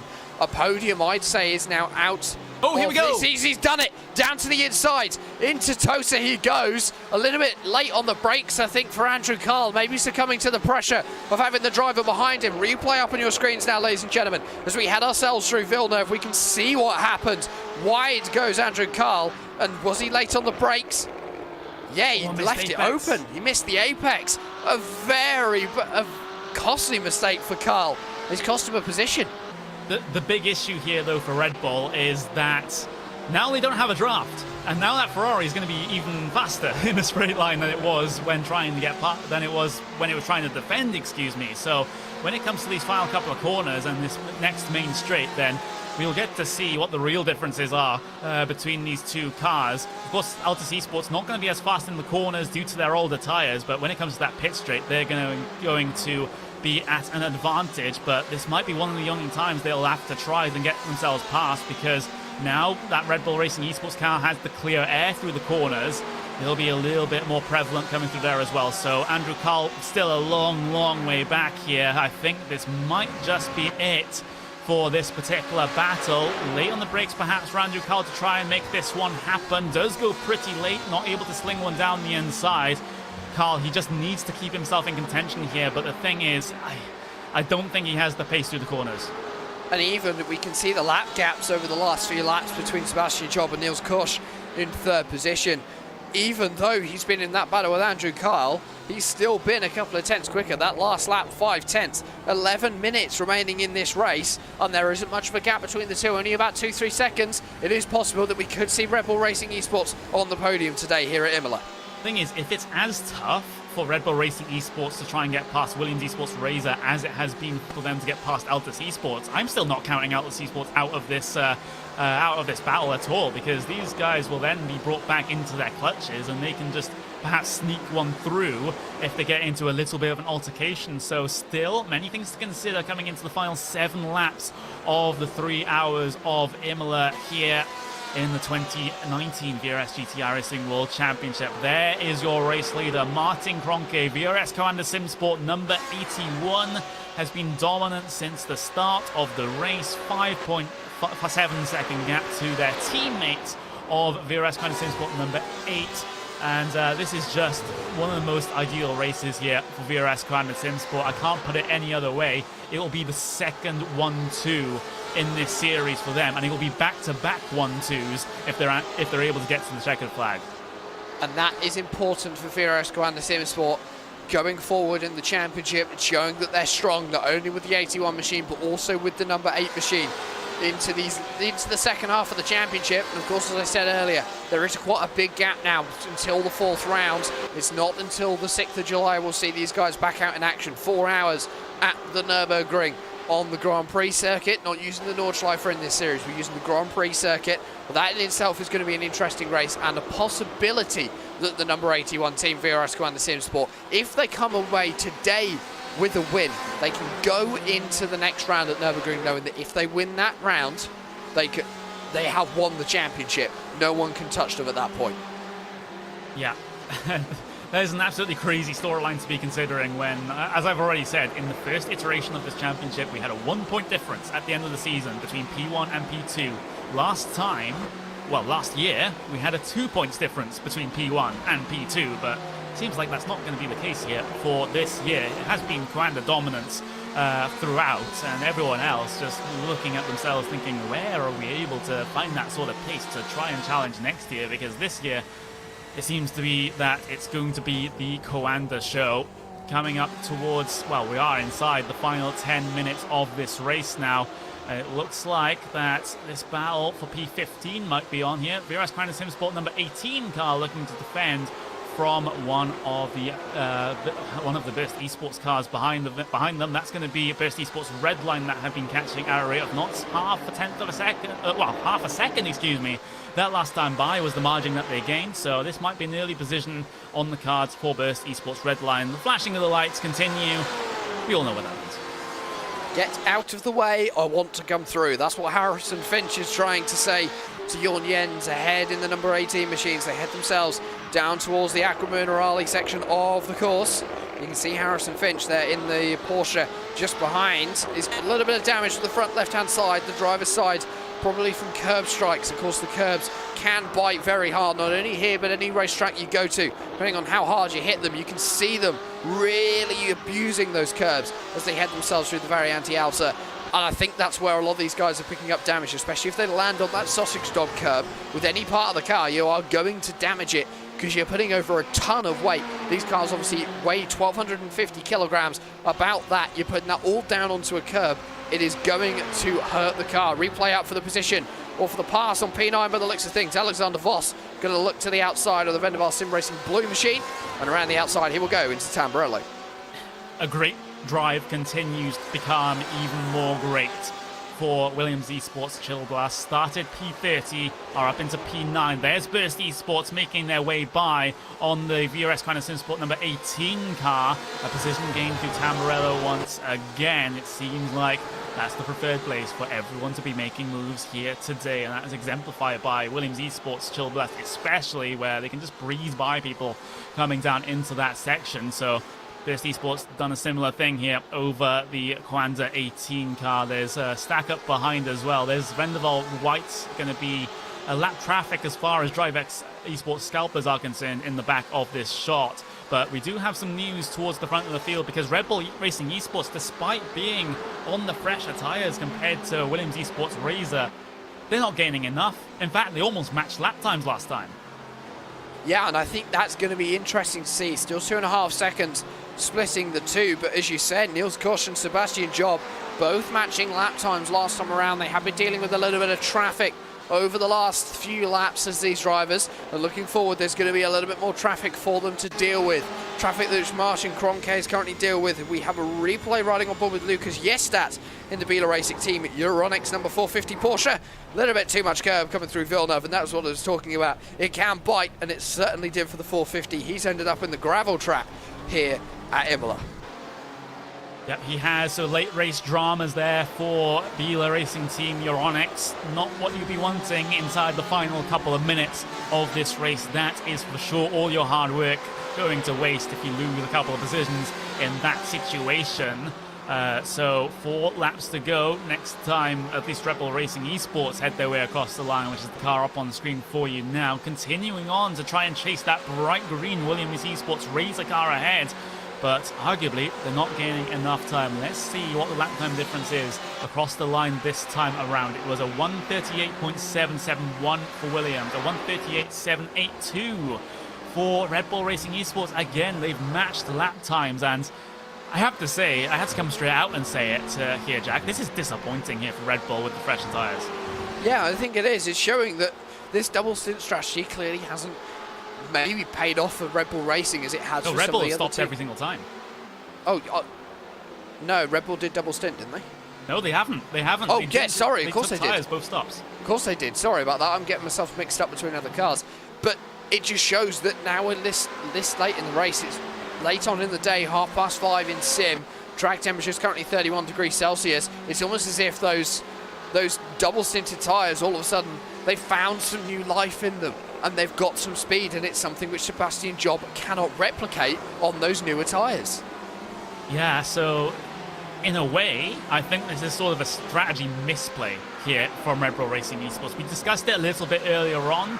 You thought they should have at least double stinted the tires for this final portion of the race, but I'm not sure if it was a sort of time constraint for them. Maybe Frederick Rasmussen needed to be in that car for the first 2 stints because Sebastian Job wasn't ready, for example, had other things to be concerned about. That could be an explanation, but I think this just isn't, this isn't Red Bull at their strongest, and we know how fast they can be with Frederick Rasmussen, Sebastian Job. They're such incredible talents, but they've been let down here with some of the decisions that they've made. Yeah, and it's all about that decision making, and you can't work out whether it's been a good decision or a bad decision until you get to the end of the race and you know where you're going to finish. And I mean, as we enter the last sort of 3.5 minutes of this event, now the teams are starting to realise what the implications of their decisions have been. For some, it's been good implications. They've been able to gain some positions and had a pretty good race today. But for some teams, they're going to be walking away from here knowing that they could do better, knowing that they need to work on that strategy, specifically with especially with those double-stinted tyres, to be able to be competitive in some of these remaining rounds. Yeah, absolutely. About further back in your field, though, VRS Coanda Sim Sports number 18 trying to defend from DriveX Esports scalpers here. And that's Juan Segara behind the wheel of that Porsche and their way through the Variante Alta. Let's see if DriveX can get themselves an early position gained here.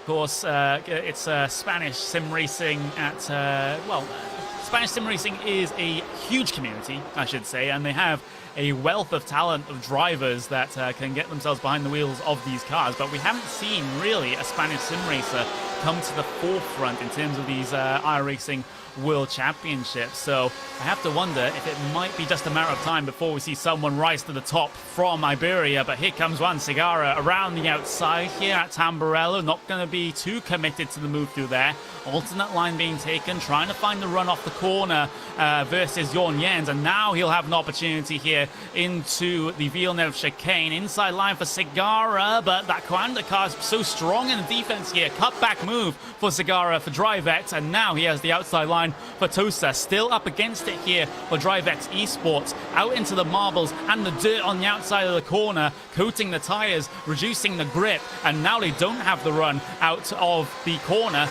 to challenge up towards Piratella. But the thing is, Segara looking for a line through the inside. Not going to happen. Very well defended there from Jorn Jens.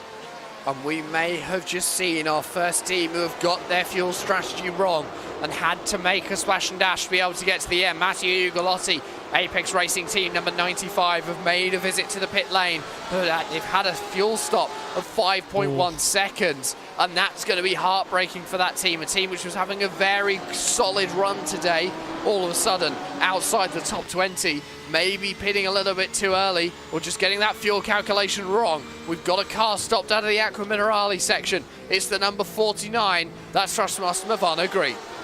Yeah, they've had a bit of a moment there. Well, they slowed down. Have they got a slowdown penalty? Are they running out of fuel? Well, they had a little bit of a spin coming through the Aqua Minerale section, and lucky not to collect anyone else. You see the tail end of that one. There's Altus Esports having to take avoiding action around the outside, but you'll take the 1x, take the slowdown penalty perhaps, and get on with it. There we go. Here comes the opportunity again here over VRS Coanda Sim Sport for DriveX Esports. Got a good run through Tamburello that time. This is the final lap of the race, mind you. It is the white flag out there, and Segara is trying to make something happen here for P16 on the circuit. Again, a cutback move through Villeneuve. A little bit of deja vu here, but is it going to be this time? Juan Segara coming out on top. Better run than last time out of Tosa. He can now take that run all the way up through to Piratella, and Jorn Jens simply has to fall behind and surrender the position. DriveX Esports up another position at the end of this race.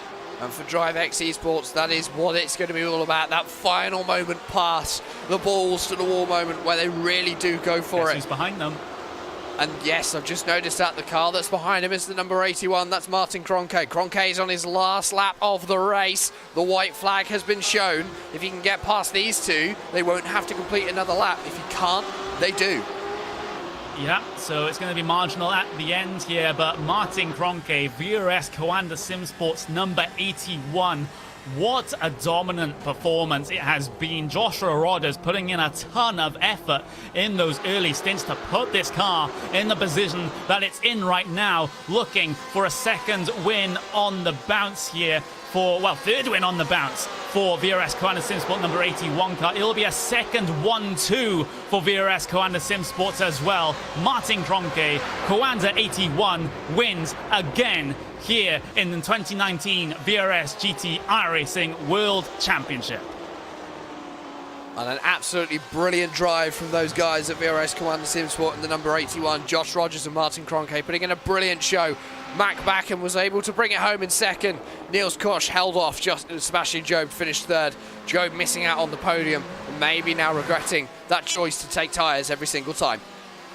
Yeah, that is going to be a topic of discussion after the race, that is for sure. Still a pretty close battle here for P12, though. Pure Racing Team Yellow still trying to hold on to position. It's Bono Huis in the Team Redline Black car that has been gaining on them over the past couple of laps, but it's not going to happen here for Team Redline. I suspect they're a little bit too far back to be able to make this one happen. So Pure Racing Team Yellow will, in my view, be able to hold on through these final two corners and take P12 after a fairly rough qualifying as well. Starting in P23, they managed to recover somewhat and get themselves in a good points finishing position. That's Pure Racing Team Yellow across the line for P12, but we do have to acknowledge the efforts here of Williams Esports Chillblast. They finished inside the top 10 in P9 after starting P30. And that shows how far the double stint can go and get you up the field. And I think for those guys, it was the right decision at the right time for Williams Esports Chillblast getting a top 10 and a podium here today at Imola. A brilliant results for those guys. VRS Coanda Simsport obviously with the 1-2. Pure Racing Team getting 6th and 7th, and Logitech G Altus Esports finishing 5th. Andrew Carr just losing that 4th position in the closing stages of the race. It's been a brilliant race all day long here in Italy. Lovely sunny day for it, and some great action. Yep, absolutely brilliant indeed. Some close racing out there today, and here are the results of the 3 hours of Imola here in the 2019 VRS GT iRacing World Championship.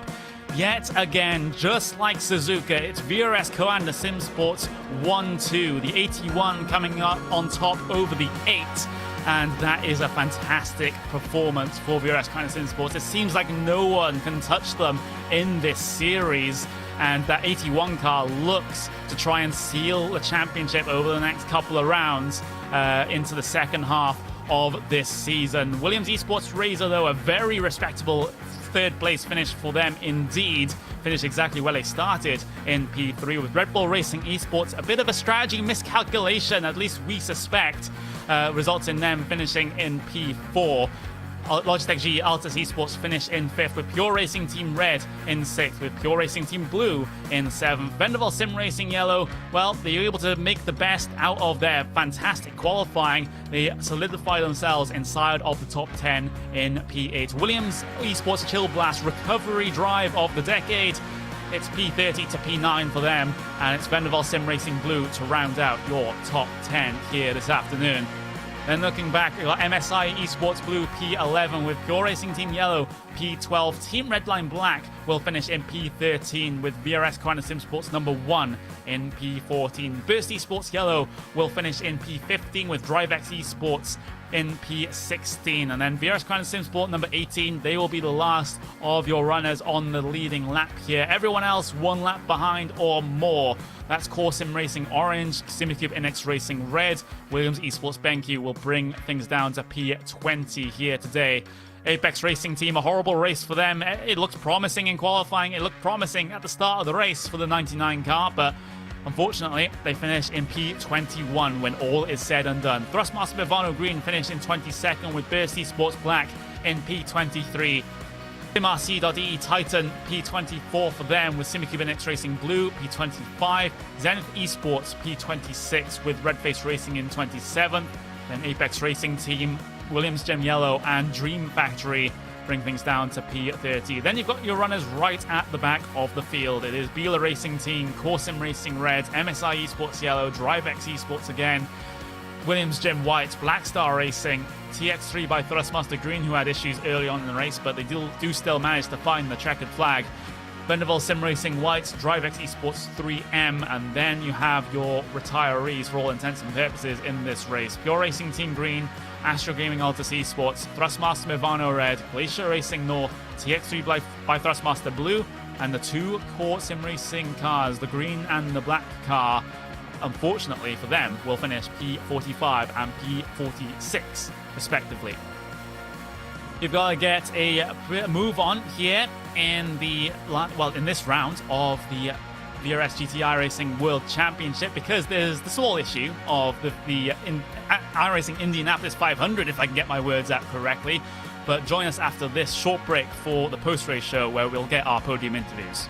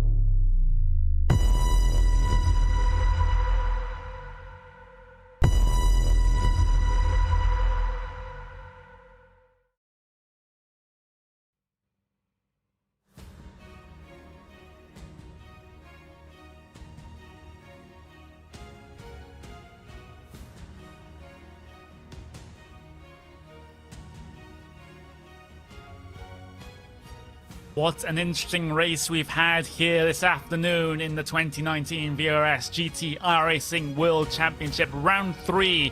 The 3 hours of Imola draws itself to a close, and one team stands above everyone else.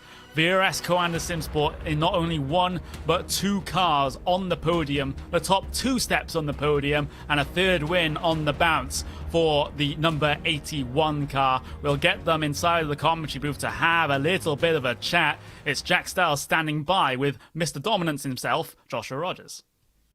Well, Josh, first of all, congratulations today on the 3rd win of the championship. At the start, obviously, you held up the field for quite a while. It was a long time before you hit that green flag. Were you just able to get a good jump off the start? Because you had a good lead going into turn 1. Hey guys, yeah, I think certainly waiting helped for us. I think the main aim was to make sure that the guys behind didn't have too much time to draft back up to us, which would obviously take away the advantage of being able to go when you want to from being on pole. So yeah, certainly waited a little bit. I think for us that probably helped quite a bit because it made it a little bit easier to break that draft. I think it wasn't particularly easy that first stint for Williams. It seemed they were possibly struggling with the tyre a little bit. Seemed to be holding up their trainer slightly, so it definitely helped us. You probably saw that basically that second stint, once Fred was unleashed, the amount that we were pulling away was certainly a lot less. So yeah, definitely waiting off that start was beneficial for us. Oh, well, obviously looking at the race. Imola's a very hard track to actually deal with overtakes and traffic itself. How is today in the terms of traffic and dealing with traffic? Because obviously 50 odd cars at Imola, all the same class. It's got to make dealing with that quite difficult. Yeah, you're not wrong. It was certainly congested.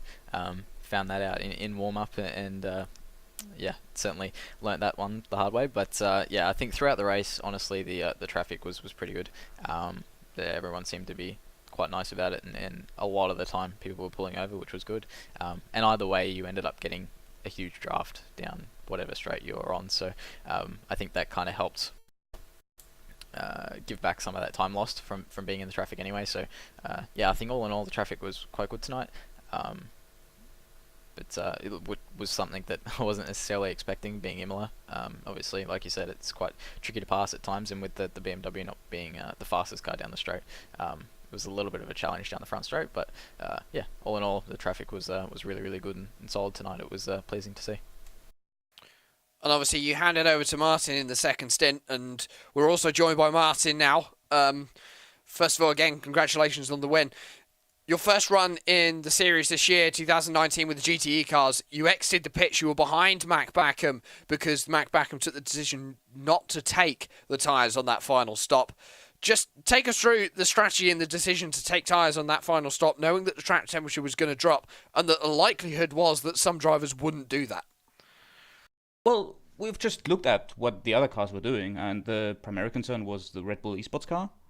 But since they took tires and they were pitting, I think, 2 laps earlier than us, so we could essentially see the car go up and down from the jacks, the decision was made that we take tires. It's safer. I haven't had the chance to practice on old tires, so fresh tires was a safer option. And knowing the pace advantage and the possibility that we can pass the cars, and it being a teammate as well, was just a safer option.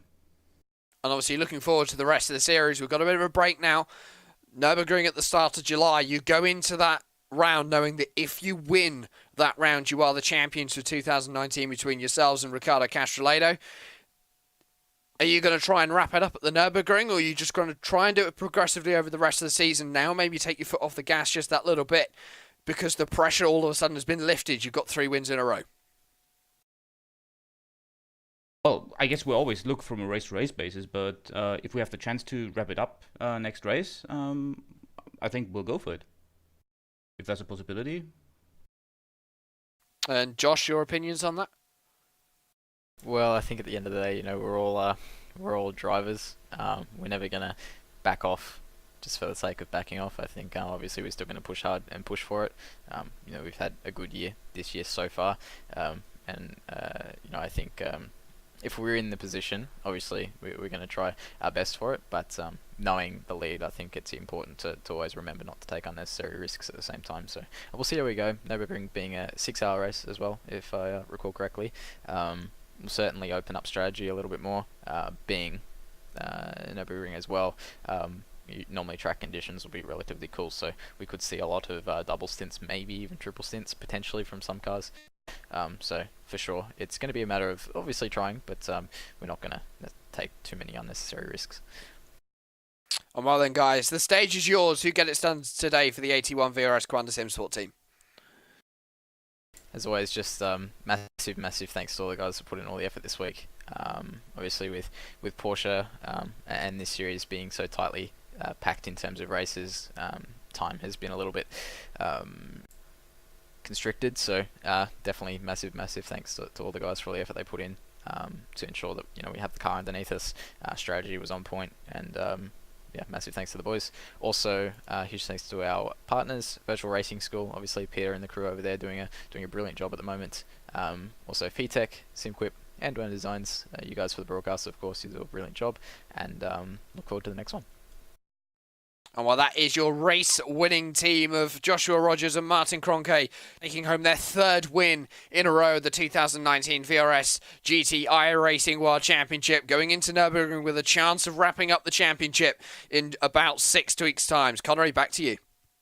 Yeah, another dominant performance for the number 81 VRS Commander Sim sports car. Seems like no one can stop them at this stage of the competition, looking fairly comfortable to take the title coming into the second half of this season. But another car for them that didn't do too badly at all. They finished in second place, the other part of the 1-2 for VRS Commander Sim Sports here today will be Mac Backham and Mitchell de Jong as part of that number 8 car. It's another 1-2 for VRS Commander. What can I say, Mac? Well, just that, I guess. Yeah, we worked hard for this race, and I'm glad we could pretty much get the same result as last week, or last round, rather. Yeah, when it came to that final stint, actually, where you decided to take the double stint tires and your teammates decided to change them, was there anything in your mind that you thought, maybe we can try and have a little bit of a fight here between ourselves for P1, or was it just a strictly, okay, when Martin gets to the back here, we're just going to let him through and not impeding him at all?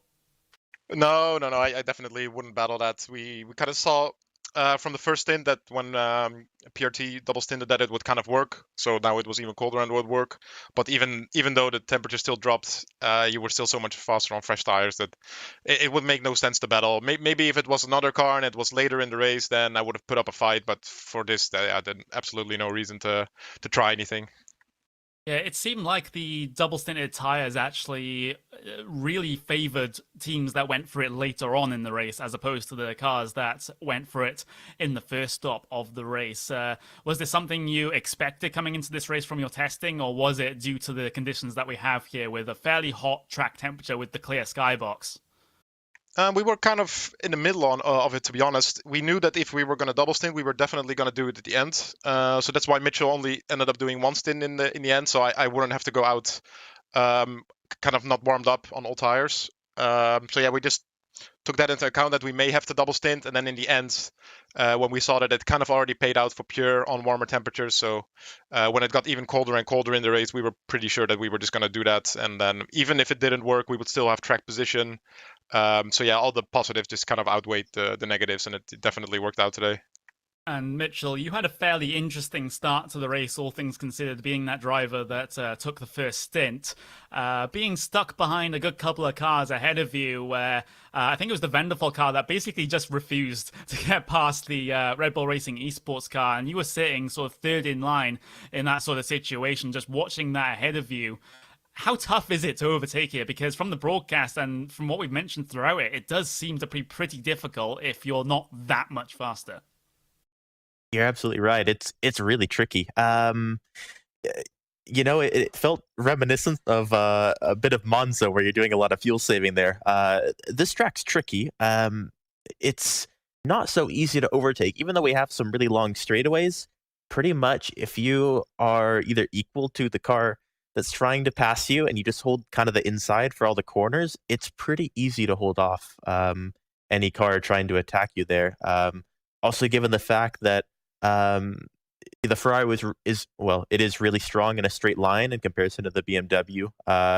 It's quite a tall task to try to overtake one there. So yeah, I think we all kind of knew that. Freddie and I think we're both kind of do the same thing, just kind of chilling, waiting until something happens and saving fuel, because we know you really can't go anywhere. But credits to Josh for trying to make it sick, and just try to save fuel, try to put us in a good position for that last stint, give us as much of an advantage as possible when we would double stint. And I think it worked out pretty well, so happy with that. It certainly did work out like that, and when we talk about things like the balance of performance in this series between the various GTE machines, it seems like the BMW is the favoured car of pretty much everyone. Was it also a comfortable pick here for Imola, or were there some issues with the BMW that you had to work through? For example, those Ferraris being so damn quick in a straight line. To be honest, I don't think any of us expected to be quite so strong here with the BMW. The car is pretty decent all around. I'd say it's definitely worse in a straight line compared to the Ferrari. Even I think the Ford a little bit too. The big thing with this track that I think we were all worried about, at least all the BMWs, were how well it takes curbs, and it doesn't take them quite as well as I would say the Ford did the Ferrari. But we worked quite a bit on trying to make the car do as good of a job over them as possible. We also had an issue of picking up damage really easily for the amount of cutting that you'd have to do on some of these. So it's just finding those right lines so you're not actually hurting the car. In the first stint, I gave myself like 10 seconds of damage. I think Vendaval also had quite a bit of damage too from just cutting. So yeah, I think also Ferrari's quite good on old tires. So there's a lot of strengths and weaknesses. It's really hard to say what's the favorite, but I'd say these next races, at least the second half of the season, should definitely favor more of the other cars starting from this point. So I think it's going to be an interesting remainder of the season. Yep, it definitely is. Your particular team in the fight with Red Bull Racing Esports for that second place position, and you gain a decent chunk of points over them for this race, finishing the 2 positions ahead that you have done. So that sets yourself up very well for the second half of the season here. So with the tracks coming up like Nürburgring, Sebring, and Circuit of the Americas to finish things off, do you think that those are going to be particularly strong tracks for Red Bull, or do you think that you'll still have the advantage there as well? Hard to say. I mean, you never know. It's just a matter of getting all your pieces together, having the right strategy in place, getting the car with a good balance, and making sure you're driving well. So, pretty happy with the whole team, with how we've done so far. Yeah, and the goal is to keep going and trying to do the same, and keep improving, of course, for within the team as well, trying to get a bit more out of the car, out of ourselves. So, we keep moving forward, and it's not done until the last race is over. So we'll see what happens. We'll definitely see what happens. And before we move on to our third place finisher here of Williams Esports, do you want to just give a shout out to a couple of people? Yeah, sure thing. Of course, all our teammates for developing the car and getting well prepared for this race, and of course all our other partners, everyone in the team. Also Philip for spotting, doing the strategy for pretty much all the cars, I'd say. So, and I think Jorn was helping that as well as driving. So shout out to them. Yeah, Red Bull, of course, Virtual Racing School, and We're in Design, SimQuip, VTech, Joe Real Timing, and of course you guys RaceSpot for the broadcast. Yep, we always try our best, just as you try to do your best out there on the racing circuit. That was Mac Backham and Mitchell de Jong for the number 8 VRS Commander Sim Sports car, finishing P2 here today for the second time in a row in this series. And, well, we have one more interview. That's going to be with Niels Koch from Williams Esports Razor, finishing on that final step of the podium. Jack, you have a couple of questions for him. Nils, first of all, congratulations on the podium. You guys went for an alternate strategy. You went for that double stint on the second set of tyres, so you double stinted to the end of the race. Highest Ferrari in the ranking. We saw the Ferrari very good on the straight line. Were you starting to suffer on those older tyres in the latter part of the race through the corners, or was it feeling okay? Hey, in the end, in the beginning of the second stint on the old tires, it was a bit hairy, and then as more fuel came out of the car, the tires started working better. And yeah, it didn't help that Red Bull was pushing that hard from behind, so it was quite a long hour for me. Well, that was actually going to be my next question. Red Bull Racing Esports, obviously, big pressure from behind for you guys. You were trying to hold on to that podium finish. They were on new tyres. They were on fresher tyres than you. They were closing the gap. You were actually matching lap times towards the end of the race. Were you feeling as though Sebastian Job was going to be able to close that gap and try and put on pressure for third position, or were you feeling confident you could actually hold on to that final step on the podium? I definitely feel he would catch us in the first half of the stint, and Then of course it did help that Altus probably made life for them a bit harder. So thanks to Altus Esports for probably saving our third place. And yeah, then in the last 10 minutes, I when he passed Altus, I was thinking, okay, now it's over, because it was 10 minutes to go. But then 2 laps afterwards, I felt like he didn't go much faster than we could. So yeah, it was quite good. And in the end, it was, I think, about a second that brought us the podium.